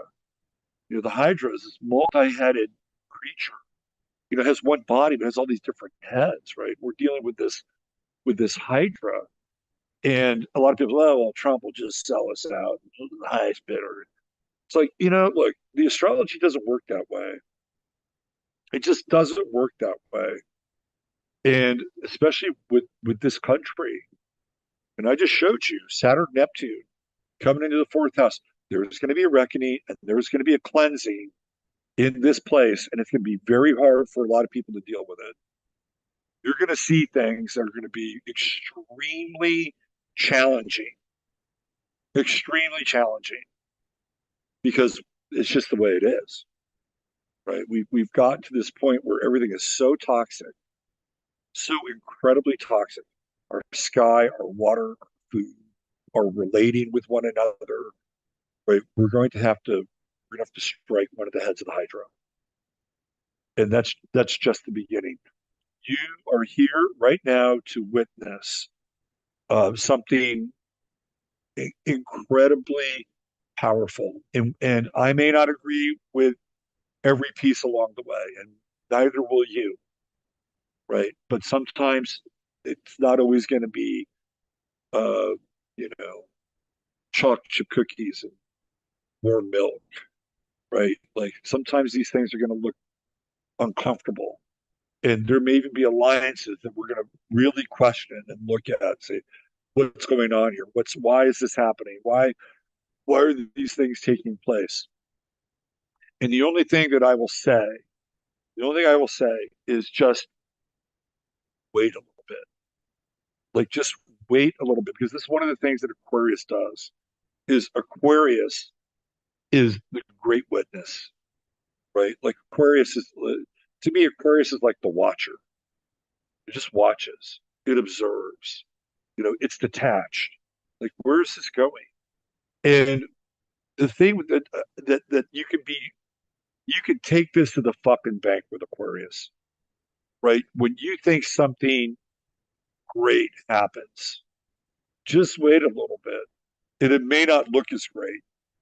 Okay, when you think something really looks like shit, and you're going, oh, look at this, just wait a little bit, and all of a sudden you're going, wow, that didn't turn out the way I thought it would. So Aquarius really helps us practice some degree of neutrality and witnessing, right? Like our good friend Mario from Symbolic Studies talks about this whole polar orientation to the cosmos. And I would posit that this would be somewhat similar.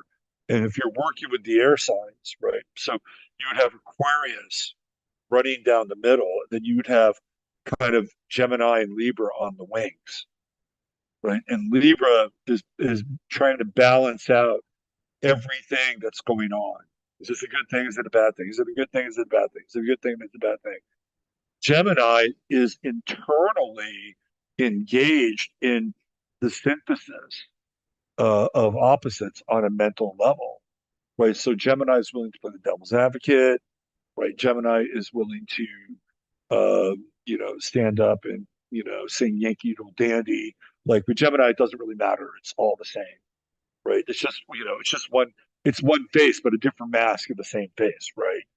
And then Aquarius is up at the top, and it's just sort of letting these two things do its thing, right? And witnessing what's going on. And that's what Pluto in Aquarius is going to be about. A lot of it is just going to be about witnessing and not getting attached to what something looks like, because it may look great. And then, 2 or 3 months later, you're like, oh shit, right? That didn't turn out so good. So I'm not saying that every situation is going to be like that, because some situations will be great and they'll be great. Some situations won't be great and they'll stay, less than great. But it's this one equalizing factor that is going to be really important for us to sort of step back and retain the ability to sort of witness things. Well, why don't we just just play this out a little bit. Let's see where it plays out. Let's see where it goes. And it reminds me of when something happened in Syria when Trump was president, and it was one of those bullshit false flags that they run, and Trump was not going to take the bait.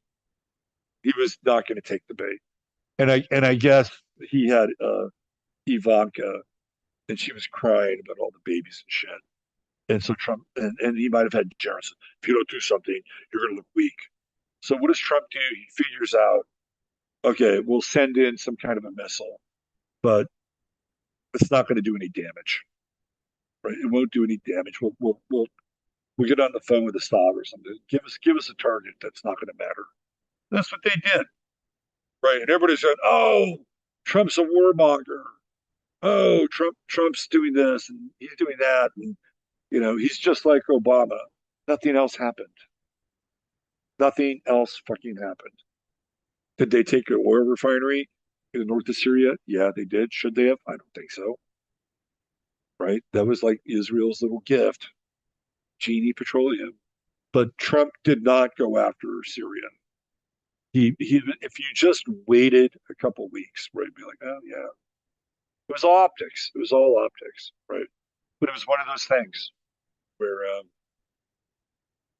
just wait around a little bit. You'll see what happens. Okay, my ears are starting to hurt. It's for these headphones, and I'm not really sure how much more that I want to share, except that we're at a time of just incredible, monumental change, and a big shout out to the astrologers who were not sucking at the teat of political correctness and huffing the fumes of wokeness, and that you actually took the time to use the right charts to uh, make the right decision and not allow for some kind of ideological bias to get in the way. Congratulations to all of you.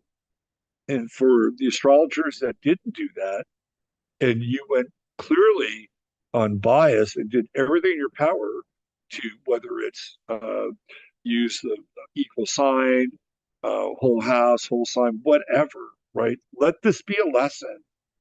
Let this be a lesson to you that when you use something like astrology, it is fucking neutral, right? And if the astrology did not favor Trump, I would have said it. I would have come out and said it, and I wouldn't care how many people it would have upset, right? And if the astrology favored Harris, I would have come out and said it. But it didn't. We went over their fucking charts for like 2 hours, and we even got into the vice presidential charts, right? At the end of the day, it's like it's Trump. Trump's the winner. The only thing I was concerned about was a contested election, and for whatever reason, that didn't happen. I guess all those votes that magically showed up in 2020 magically disappeared in 2024 when they went through the Rick and Morty door, the Rick and Morty portal. Um, so yeah, it's like I hope you learned something from this. I really hope you learned something from it because astrology is a really, really interesting tool. And if you use it in a way where you eliminate your bias, the results are much better and your credibility winds up going up, right? And this is a profession that's based on credibility. If you're not credible, people are not going to watch you. They're not going to take you seriously. So in a lot of cases, these people who tend to be ideological predisposed are now 0 for 2. And David and I talked about this, right? A lot of them were the same people who were admonishing people to get vaccines and saying that it was safe and blah, blah, fucking blah, blah, blah. I guarantee you they're the same people that picked Kamala Harris. You may want to think about a different profession. Either that or you need to do some very deep soul searching because you're not doing anybody any favors whatsoever. I want to share with you a text that I got, which was it meant a lot to me. And this came from some of you. Some of you are familiar with Heather Eland and astrology with Heather. And some of you may know that Heather was she was one of my students, and I mean, like, man, I downloaded everything to Heather, um, and she she took it and ran with it, and has done just an incredible job in terms of starting her own practice um,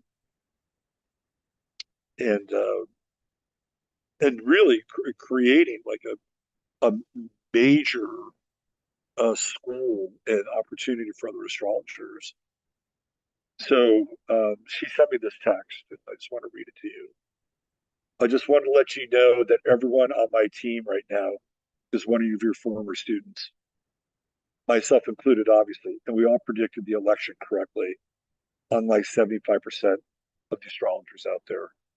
You've helped create some really solid astrologers. So that means a lot to me, right? That text meant a great deal to me because Heather is such an amazing success story. And then, like, her team is comprised of people that have either studied with me or spent a lot of time in my work, right? And they were all on the button. They were all on the button. So, kudos. That I couldn't be happier because of that. I Okay, so let's go through just a few things here. Hit the bell, right? Subscribe, pass the show on, or any shows on, whatever. If you want to get a reading, go ahead and sign up. Those are links there. I do have an astrology course, and if you're interested in astrology, it's right there on my page there on YouTube, and you can. It's actually very affordable. It's a 16-hour course. It's $295. If you hold off a little bit, I think what I'll do is I'll do a discount for Christmas, and I'll have a discounted code if you want to get that. I'll make that available. I'll also have some discounted reading specials for people. I do the Star of the Day, which makes great gifts for people. That's available on my website. If you are a supporting member of Locals, if you're a supporting member of Locals, I will have a special discount for my supporting members on Locals. So if you're a member, you can upgrade your membership. So I'll have some special deals for supporting members. I think that's about it. All right. I want to thank everybody who's been here tonight. Chataria, you're the best. Mods, you're awesome. And we're here, the dawn of a new day. And let's all just sit back and see where this thing goes. And if it comes to this point where we just have to throw down and just be Americans and all row in the same direction, then let's roll up our sleeves and not be too big about it. And let's see where this thing goes. I've lived most of my life uh, from a very cynical place. And a lot of that cynicism was brought on when I watched Richard Nixon get raked over the coals when I was a young man in Watergate. Watching him have to resign, that really changed my life in a not so good way in a lot of ways. I mean, I learned a lot from it, helped me deal with being an outsider. But maybe the worm has turned, and so I'm ready. I'm ready to roll up my sleeves. And if this is where it's going, and we're all Americans now, then so be it. I'm on board. All right. God bless each and every one of you. We'll be back on Tuesday with the 15 minutes of flame and the astro weather. All right. Take good care. God bless.